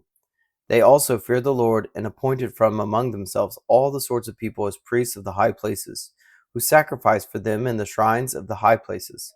So they feared the Lord, but also served their own gods, after the manner of the nations from among whom they had been carried away. To this day they do according to the former manner. They do not fear the Lord, and they do not follow the statutes or the rules or the law or the commandment that the Lord commanded the children of Jacob, whom he named Israel. The Lord made a covenant with them, and commanded them, "You shall not fear other gods, or bow yourselves to them, or serve them, or sacrifice to them. But you shall fear the Lord, who brought you out of the land of Egypt with great power and with an outstretched arm. You shall bow yourselves to him, and to him you shall sacrifice. And the statutes and the rules and the law and the commandment that he wrote for you, you shall always be careful to do. You shall not fear other gods, and you shall not forget the covenant that I have made with you. You shall not fear other gods, but you shall fear the Lord your God, and he will deliver you out of the hand of all your enemies." However, they would not listen, but they did according to their former manner. So these nations feared the Lord, and also served their carved images. Their children did likewise, and their children's children, as their fathers did, so they do to this day. Chapter 18. In the 3rd year of Hosea, son of Elah, king of Israel, Hezekiah, the son of Ahaz, king of Judah, began to reign. He was 25 years old when he began to reign, and he reigned 29 years in Jerusalem. His mother's name was Abi, the daughter of Zechariah, and he did what was right in the eyes of the Lord, according to all that David his father had done. He removed the high places, and broke the pillars, and cut down the Asherah. And he broke in pieces the bronze serpent that Moses had made, for until those days the people of Israel had made offerings to it. It was called Nehushtan. He trusted in the Lord, the God of Israel, so that there was none like him among all the kings of Judah after him, nor among those who were before him. For he held fast to the Lord. He did not depart from following him, but kept the commandments that the Lord commanded Moses. And the Lord was with him. Wherever he went out, he prospered. He rebelled against the king of Assyria and would not serve him. He struck down the Philistines as far as Gaza and its territory, from watchtower to fortified city. In the 4th year of King Hezekiah, which was the 7th year of Hosea son of Elah, king of Israel, Shalmaneser, king of Assyria, came up against Samaria and besieged it. And at the end of 3 years he took it. In the 6th year of Hezekiah, which was the 9th year of Hosea, king of Israel, Samaria was taken. The king of Assyria carried the Israelites away to Assyria, and put them in Halah, and on the Habor, the river in Gozan, and in the cities of Medes, because they did not obey the voice of the Lord their God, but transgressed his covenant, even all that Moses the servant of the Lord commanded. They neither listened nor obeyed. In the 14th year of King Hezekiah, Sennacherib, king of Assyria, came up against all the fortified cities of Judah, and took them. And Hezekiah, king of Judah, sent to the king of Assyria at Lachish, saying, I have done wrong. Withdraw from me. Whatever you impose on me, I will bear. And the king of Assyria required of Hezekiah, king of Judah, 300 talents of silver and 30 talents of gold. And Hezekiah gave him all the silver that was found in the house of the Lord and in the treasuries of the king's house. At that time Hezekiah stripped the gold from the doors of the temple of the Lord and from the doorposts that Hezekiah king of Judah had overlaid, and gave to the king of Assyria. And the king of Assyria sent the Tartan, the Rabsaris, and the Rabshakeh with a great army from Lachish to King Hezekiah at Jerusalem. And they went up and came to Jerusalem. When they arrived, they came and stood by the conduit of the upper pool, which is on the highway to the washer's field. And when they called for the king, there came out to them Eliakim, the son of Hilkiah, who was over the household, and Shebna, the secretary, and Joah, the son of Asaph, the recorder. And Rabshakeh said to them, Say to Hezekiah, Thus says the great king, the king of Assyria, On what do you rest this trust of ours? Do you think that mere words are strategy and power for war? In whom do you now trust that you have rebelled against me? Behold, you are trusting now in Egypt, that broken reed of a staff, which will pierce the hand of any man who leans on it. Such is Pharaoh king of Egypt to all who trust in him. But if you say to me, We trust in the Lord our God, is it not he whose high places and altars Hezekiah has removed, saying to Judah and to Jerusalem, You shall worship before this altar in Jerusalem? Come now, make a wager with my master the king of Assyria. I will give you 2,000 horses, if you are able on your part to set riders on them. How then can you repulse a single captain among the least of my master's servants, when you trust in Egypt for chariots and for horsemen? Moreover, is it without the Lord that I have come up against the place to destroy it? The Lord said to me, Go up against this land and destroy it. Then Eliakim, the son of Hilkiah, and Shebna, and Joah said to Rabshakeh, Please speak to your servants in Aramaic, for we understand it. Do not speak to us in the language of Judah within the hearing of the people who are on the wall. But Rabshakeh said to them, Has my master sent me to speak these words to your master and to you, and not to the men sitting on the wall, who are doomed with you to eat their own dung and to drink their own urine? Then the Rabshakeh stood and called out in a loud voice in the language of Judah, Hear the word of the great king, the king of Assyria. Thus says the king, Do not let Hezekiah deceive you, for he will not be able to deliver you out of my hand. Do not let Hezekiah make you trust in the Lord by saying, the Lord will surely deliver us, and this city will not be given into the hand of the king of Assyria. Do not listen to Hezekiah, for thus says the king of Assyria, make your peace with me and come out to me. Then each one of you will eat his own vine, and each one his own fig tree, and each one of you will drink the water of his own cistern, until I come and take you away to a land like your own land, a land of grain and wine, a land of bread and vineyards, a land of olive trees and honey, that you may live and not die. And do not listen to Hezekiah when he misleads you by saying, the Lord will deliver us. Has any of the gods of the nations ever delivered his land out of the hand of the king of Assyria? Where are the gods of Hamath and Arpad? Where are the gods of Sepharvaim, Hena, and Ivvah? Have they delivered Samaria out of my hand? Who among all the gods of the lands have delivered their lands out of my hand, that the Lord should deliver Jerusalem out of my hand? But the people were silent, and answered him not a word, for the king's command was, do not answer him. Then Eliakim, the son of Hilkiah, who was over the household, and Shebna the secretary, and Joah the son of Asaph the recorder, came to Hezekiah with their clothes torn, and told him the words of Rabshakeh. Chapter 19. As soon as King Hezekiah heard it, he tore his clothes and covered himself with sackcloth, and went into the house of the Lord. And he sent Eliakim, who was over the household, and Shebna the secretary, and the senior priests, covered with sackcloth, to the prophet Isaiah the son of Amoz. They said to him, thus says Hezekiah, this day is a day of distress, of rebuke, and of disgrace. Children have come to the point of birth, and there is no strength to bring them forth. It may be that the Lord our God heard all the words of Rabshakeh, whom his master, the king of Assyria, has sent to mock the living God, and will rebuke the words that the Lord your God has heard. Therefore lift up your prayer for the remnant that is left. When the servants of King Hezekiah came to Isaiah, Isaiah said to them, say to your master, thus says the Lord, do not be afraid because of the words that you have heard, with which the servants of the king of Assyria have reviled me.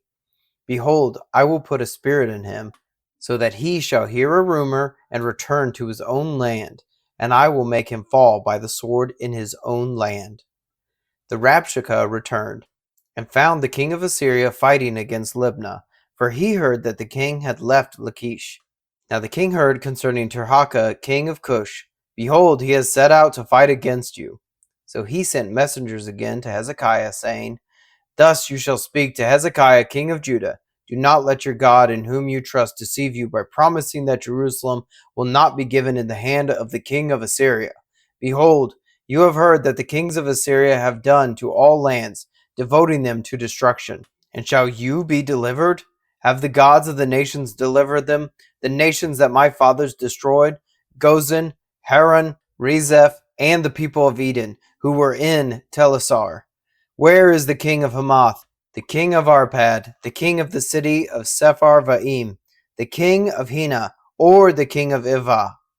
Hezekiah received the letter from the hand of the messengers and read it. And Hezekiah went up to the house of the Lord and spread it before the Lord. And Hezekiah prayed before the Lord and said, O Lord, the God of Israel, enthroned above the cherubim, you are the God, you alone, of all the kingdoms of the earth. You have made the heavens and the earth. Incline your ear, O Lord, and hear. Open your eyes, O Lord, and see and hear the words of Sennacherib, which he has sent to mock the living God.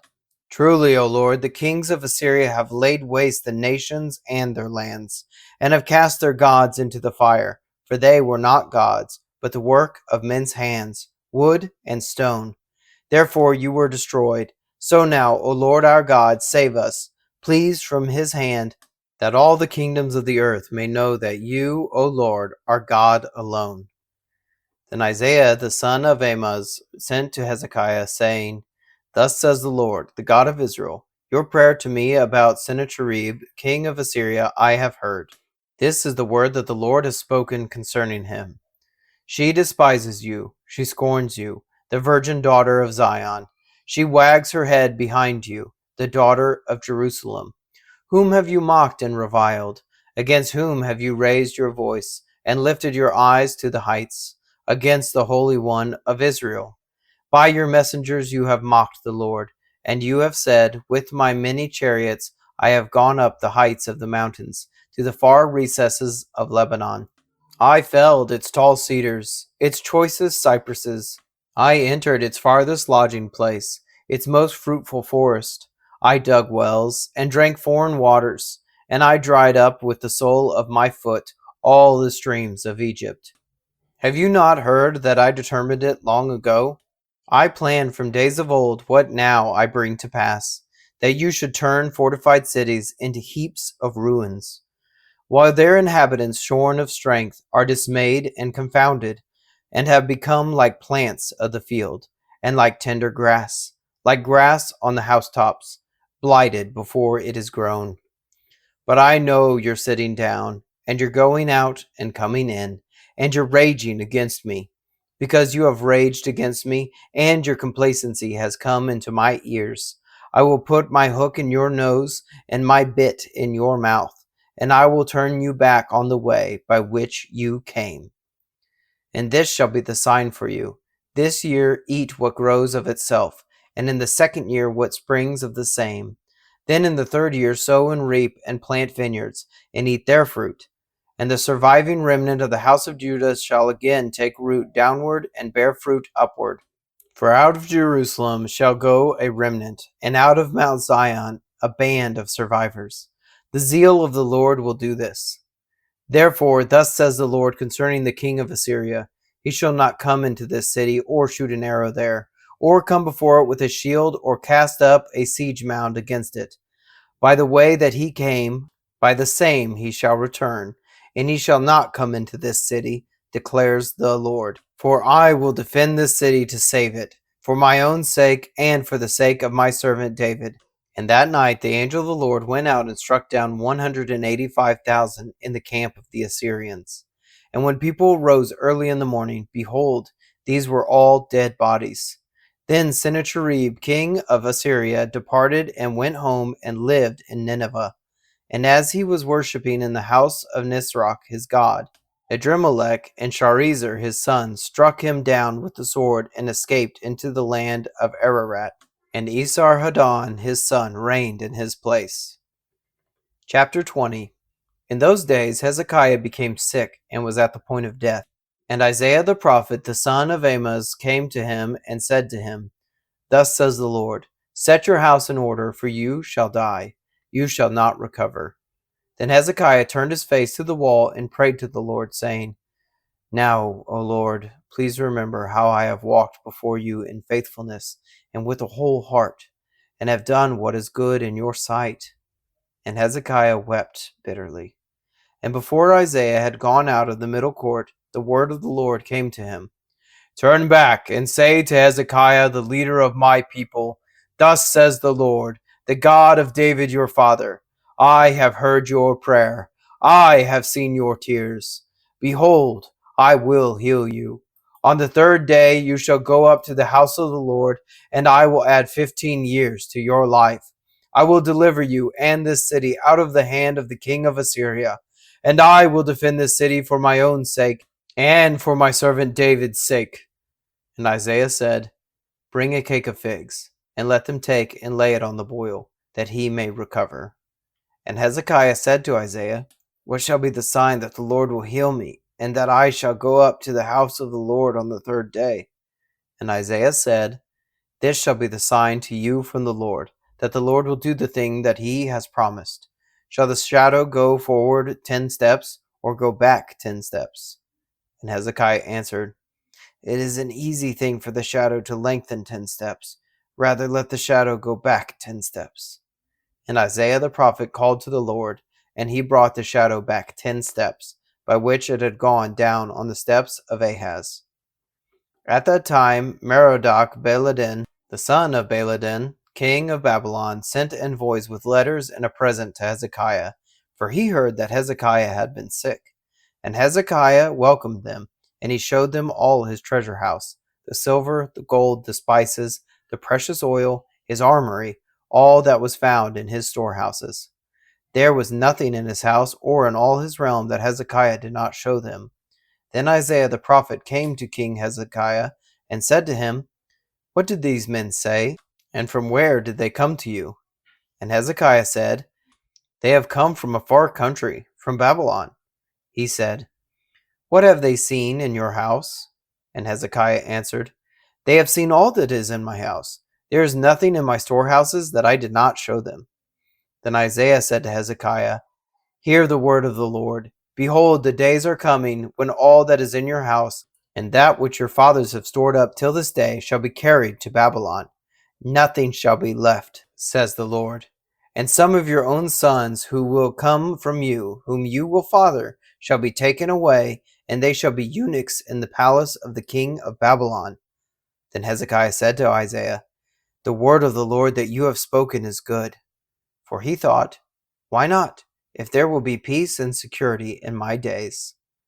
The rest of the deeds of Hezekiah and all his might, and how he made the pool and the conduit and brought water into the city, are they not written in the book of the Chronicles of the Kings of Judah? And Hezekiah slept with his fathers, and Manasseh his son reigned in his place. Chapter 21. Manasseh was 12 years old when he began to reign, and he reigned 55 years in Jerusalem. His mother's name was Hephzibah, and he did what was evil in the sight of the Lord, according to the despicable practices of the nations whom the Lord drove out before the people of Israel. For he rebuilt the high places that Hezekiah his father had destroyed, and he erected altars for Baal and made an Asherah, as Ahab king of Israel had done, and worshipped all the host of heaven and served them. And he built altars in the house of the Lord, of which the Lord had said, "In Jerusalem will I put my name." And he built altars for all the hosts of heaven in the two courts of the house of the Lord. And he burned his son as an offering, and used fortune-telling and omens, and dealt with mediums and with necromancers. He did much evil in the sight of the Lord, provoking him to anger. And the carved image of Asherah that he had made he set in the house of which the Lord said to David and to Solomon his son, "In this house and in Jerusalem, which I have chosen out of all the tribes of Israel, I will put my name forever. And I will not cause the feet of Israel to wander any more out of the land that I gave to their fathers, if only they will be careful to do according to all that I have commanded them, and according to all the law that my servant Moses commanded them." But they did not listen. And Manasseh led them astray to do more evil than the nations had done whom the Lord destroyed before the people of Israel.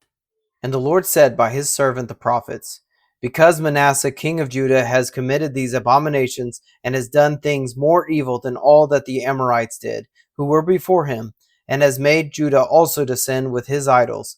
Therefore thus says the Lord, the God of Israel, Behold, I am bringing upon Jerusalem and Judah such disaster that the ears of everyone who hears of it will tingle. And I will stretch over Jerusalem the measuring line of Samaria, and the plumb line of the house of Ahab. And I will wipe Jerusalem as one wipes a dish, wiping it and turning it upside down. And I will forsake the remnant of my heritage, and give them into the hand of their enemies, and they shall become a prey and a spoil to all their enemies, because they have done what is evil in my sight, and have provoked me to anger, since the day their fathers came out of Egypt, even to this day. Moreover, Manasseh shed very much innocent blood, till he had filled Jerusalem from one end to another, besides the sin that he made Judah to sin, so that they did what was evil in the sight of the Lord. Now the rest of the acts of Manasseh, and all that he did, and the sin that he committed, are they not written in the book of the Chronicles of the Kings of Judah? And Manasseh slept with his fathers, and was buried in the garden of his house, in the garden of Uzzah, and Amon his son reigned in his place. Amon was 22 years old when he began to reign, and he reigned 2 years in Jerusalem. His mother's name was Meshullemeth, the daughter of Haruz of Jotbah. And he did what was evil in the sight of the Lord, as Manasseh his father had done. He walked in all the way in which his father walked, and served the idols that his father served, and worshipped them. He abandoned the Lord, the God of his fathers, and did not walk in the way of the Lord, And the servants of Ammon conspired against him, and put the king to death in his house. But the people of the land struck down all those who had conspired against King Ammon, and the people of the land made Josiah his son king in his place. Now the rest of the acts of Ammon that he did, are they not written in the book of the Chronicles of the kings of Judah? And he was buried in his tomb in the garden of Uzzah, and Josiah his son reigned in his place.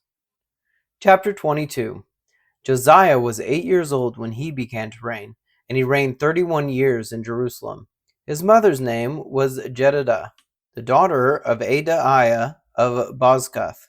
And he did what was right in the eyes of the Lord, and walked in all the way of David his father. And he did not turn aside to the right or to the left. In the 18th year of King Josiah, the king sent Shaphan the son of Azaliah, son of Meshullam, the secretary, to the house of the Lord, saying, Go up to Hilkiah the high priest, that he may count the money that has been brought into the house of the Lord, which the keepers of the threshold have collected from the people. And let it be given into the hand of the workmen who have the oversight of the house of the Lord. And let them give it to the workmen who are at the house of the Lord, repairing the house, that is, to the carpenters, and to the builders, and to the masons. And let them use it for buying timber and quarried stone to repair the house. But no accounting shall be asked from them for the money that is delivered into their hand, for they deal honestly. And Hilkiah the high priest said to Shaphan the secretary, I have found the book of the law in the house of the Lord. And Hilkiah gave the book to Shaphan, and he read it.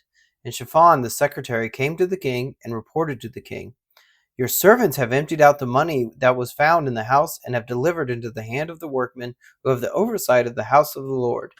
Then Shaphan the secretary told the king, Hilkiah the priest has given me a book. And Shaphan read it before the king.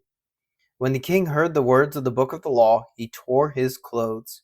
And the king commanded Hilkiah the priest, and Ahikam the son of Shaphan, and Achbor the son of Micaiah, and Shaphan the secretary, and Isaiah the king's servant, saying, Go, inquire of the Lord for me, and for the people, and for all Judah, concerning the words of this book that has been found.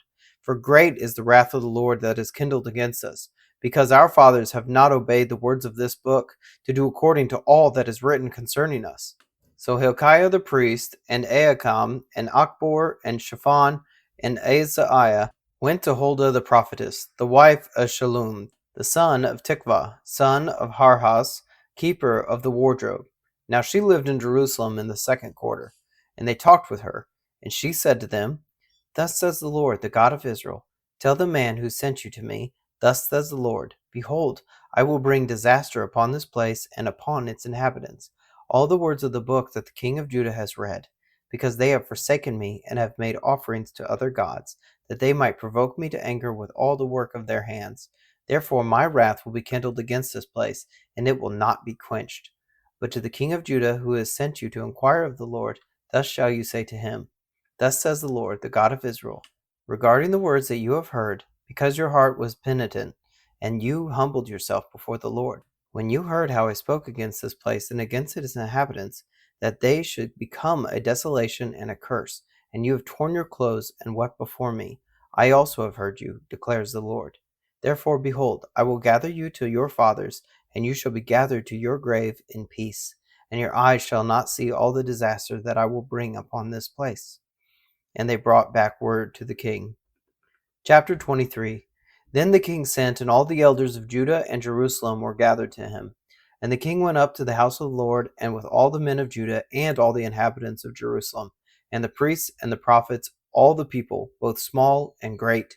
And he read in their hearing all the words of the book of the covenant that had been found in the house of the Lord.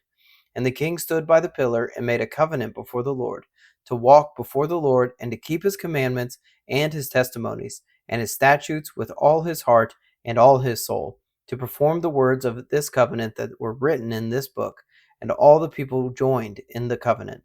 And the king commanded Hilkiah the high priest and the priests of the second order and the keepers of the threshold to bring out of the temple of the Lord all the vessels made for Baal, for Asherah, and for all the host of heaven. He burned them outside Jerusalem in the fields of Kidron, and carried their ashes to Bethel. And he deposed the priests whom the kings of Judah had ordained to make offerings in the high places at the cities of Judah and around Jerusalem. Those also who burn incense to Baal, to the sun and the moon and the constellations and all the hosts of the heavens. And he brought out the Asherah from the house of the Lord outside Jerusalem to the brook of Kidron, and burned it at the brook of Kidron, and beat it to dust, and cast the dust of it upon the graves of the common people.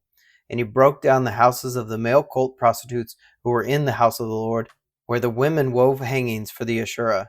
And he brought all the priests out of the cities of Judah, and defiled the high places where the priests had made offerings, from Geba to Beersheba.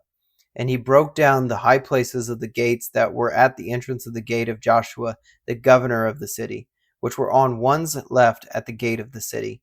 However, the priests of the high places did not come up to the altar of the Lord in Jerusalem, but they ate unleavened bread among their brothers.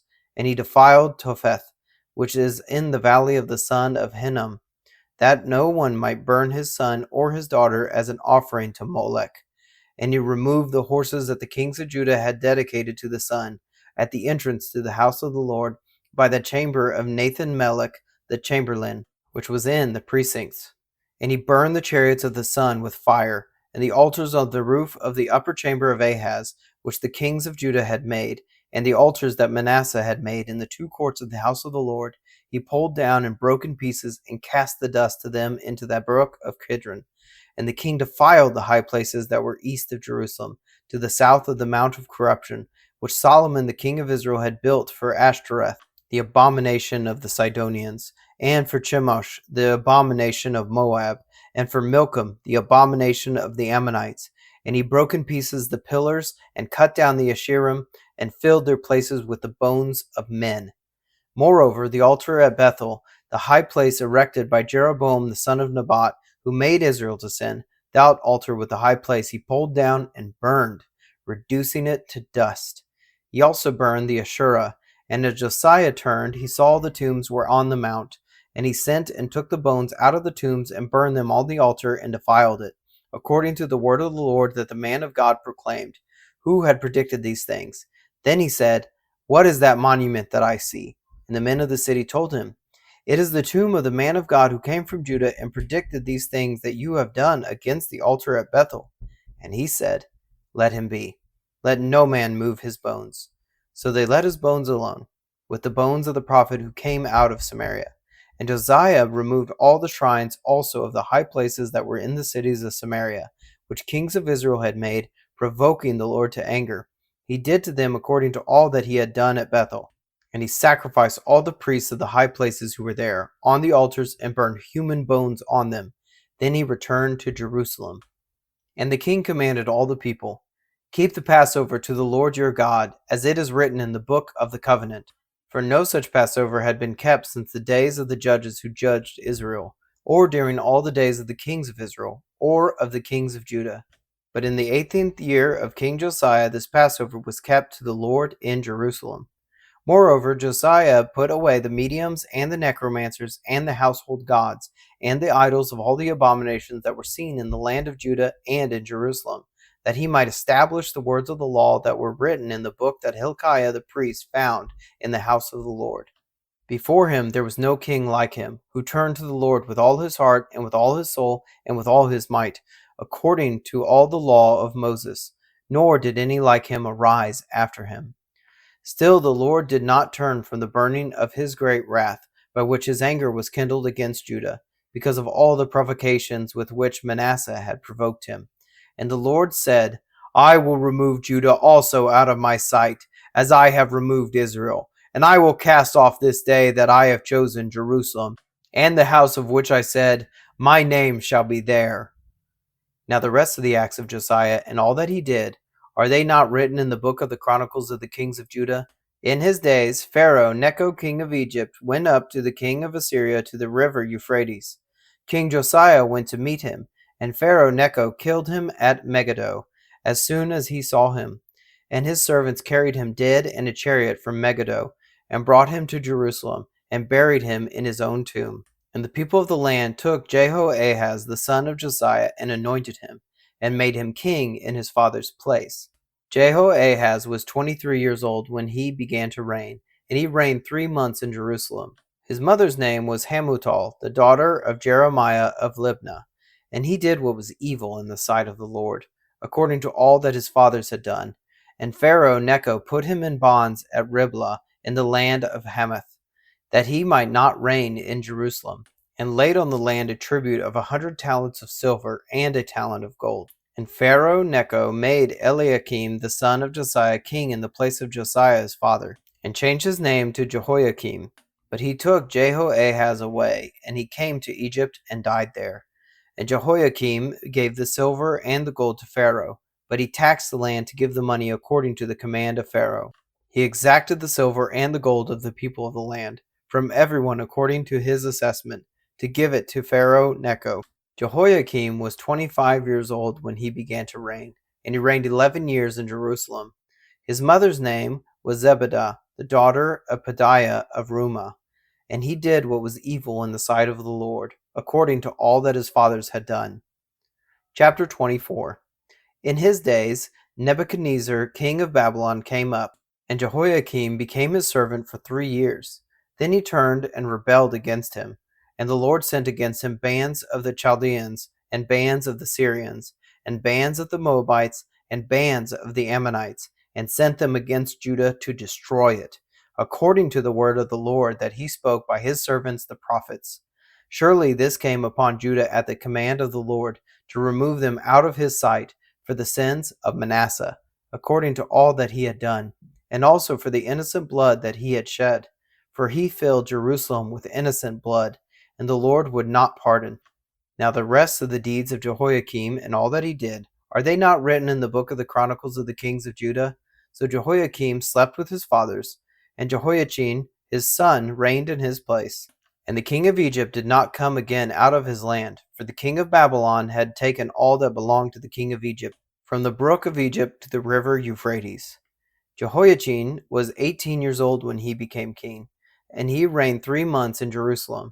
His mother's name was Nehushta, the daughter of Elnathan of Jerusalem, and he did what was evil in the sight of the Lord, according to all that his father had done.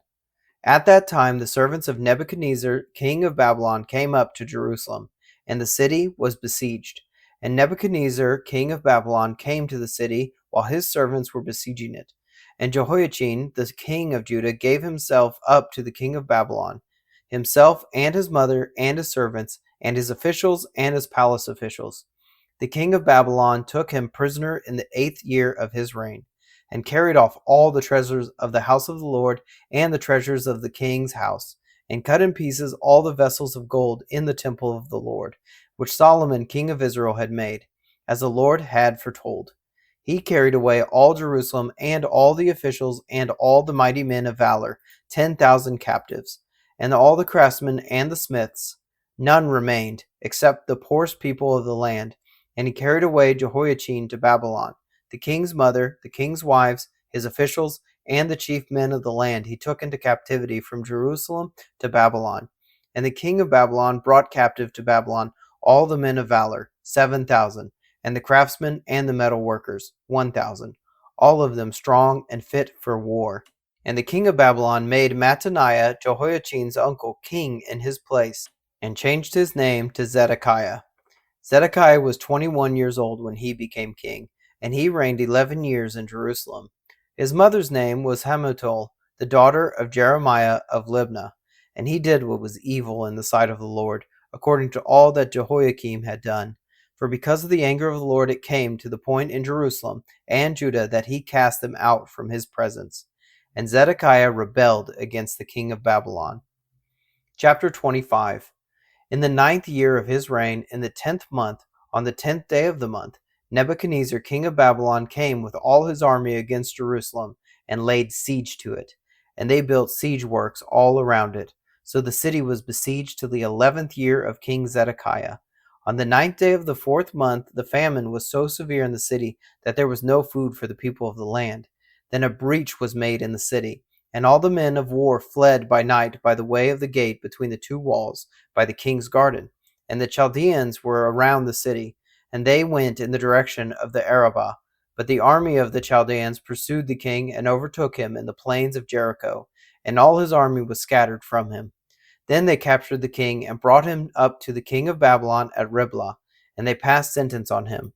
They slaughtered the sons of Zedekiah before his eyes, and put out the eyes of Zedekiah, and bound him in chains, and took him to Babylon.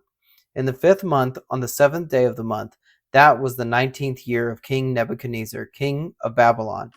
Nebuzaradan, the captain of the bodyguard, a servant of the king of Babylon, came to Jerusalem, and he burned the house of the Lord, and the king's house, and all the houses of Jerusalem. Every great house he burned down, and all the army of the Chaldeans, who were with the captain of the guard, broke down the walls around Jerusalem. And the rest of the people who were left in the city, and the deserters who had deserted to the king of Babylon, together with the rest of the multitude, Nebuzaradan, the captain of the guard, carried into exile. But the captain of the guard left some of the poorest of the land to be vine dressers and plowmen. And all the pillars of bronze that were in the house of the Lord, and the stands and the bronze sea that were in the house of the Lord, the Chaldeans broke in pieces and carried the bronze to Babylon. And they took away the pots and the shovels and the snuffers and the dishes for incense, and all the vessels of bronze used in the temple service, the fire pans also, and the bowls. What was of gold the captain of the guard took away as gold, and what was of silver as silver. As for the 2 pillars, the one sea, and the stands that Solomon had made for the house of the Lord, the bronze of all these vessels was beyond weight. The height of the one pillar was 18 cubits, and on it was a capital of bronze. The height of the capital was 3 cubits. A latticework and pomegranates, all of bronze, were all around the capital, and the second pillar had the same, with the latticework. And the captain of the guard took Sariah the chief priest, and Zephaniah the second priest, and the 3 keepers of the threshold.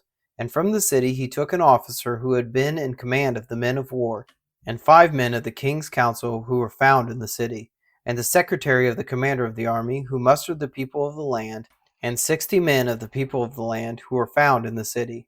And Nebuzaradan, the captain of the guard, took them and brought them to the king of Babylon at Riblah. And the king of Babylon struck them down, and put them to death at Riblah in the land of Hamath. So Judah was taken into exile out of its land. And over the people who remained in the land of Judah, whom Nebuchadnezzar king of Babylon had left, he appointed Gedaliah the son of Ahikam, son of Shaphan, governor. Now when all the captains and their men heard that the king of Babylon had appointed Gedaliah governor, they came with their men to Gedaliah at Mizpah, namely, Ishmael the son of Nethaniah, and Johanan the son of Kareah, and Sariah the son of Tanhumeth the Netophathite, and Jaazaniah the son of the Maacathite. And Gedaliah swore to them and their men, saying, Do not be afraid because of the Chaldean officials. Live in the land and serve the king of Babylon, and it shall be well with you. But in the 7th month, Ishmael the son of Nethaniah, son of Elishama of the royal family, came with 10 men and struck down Gedaliah, and put him to death along with the Jews and the Chaldeans who were with him at Mizpah. Then all the people, both small and great, and the captains of the forces arose and went to Egypt, for they were afraid of the Chaldeans. And in the 37th year of the exile of Jehoiachin king of Judah, in the 12th month, on the 27th day of the month, Evil-Merodach, king of Babylon, in the year that he began to reign, graciously freed Jehoiachin, king of Judah, from prison. And he spoke kindly to him, and gave him a seat above the seats of the kings who were with him in Babylon. So Jehoiachin put off his prison garments, and every day of his life he dined regularly at the king's table. And for his allowance, a regular allowance was given him by the king, according to his daily needs, as long as he lived. Thank you for joining me today in our Bible reading. You can find us on Substack and YouTube at Up+Out Show, or Our Daily Bread, wherever you get your podcasts. Please consider subscribing. If you enjoyed this reading today, please like and share. If you have any thoughts about the verses read, please leave a comment. Thank you, and have a blessed day.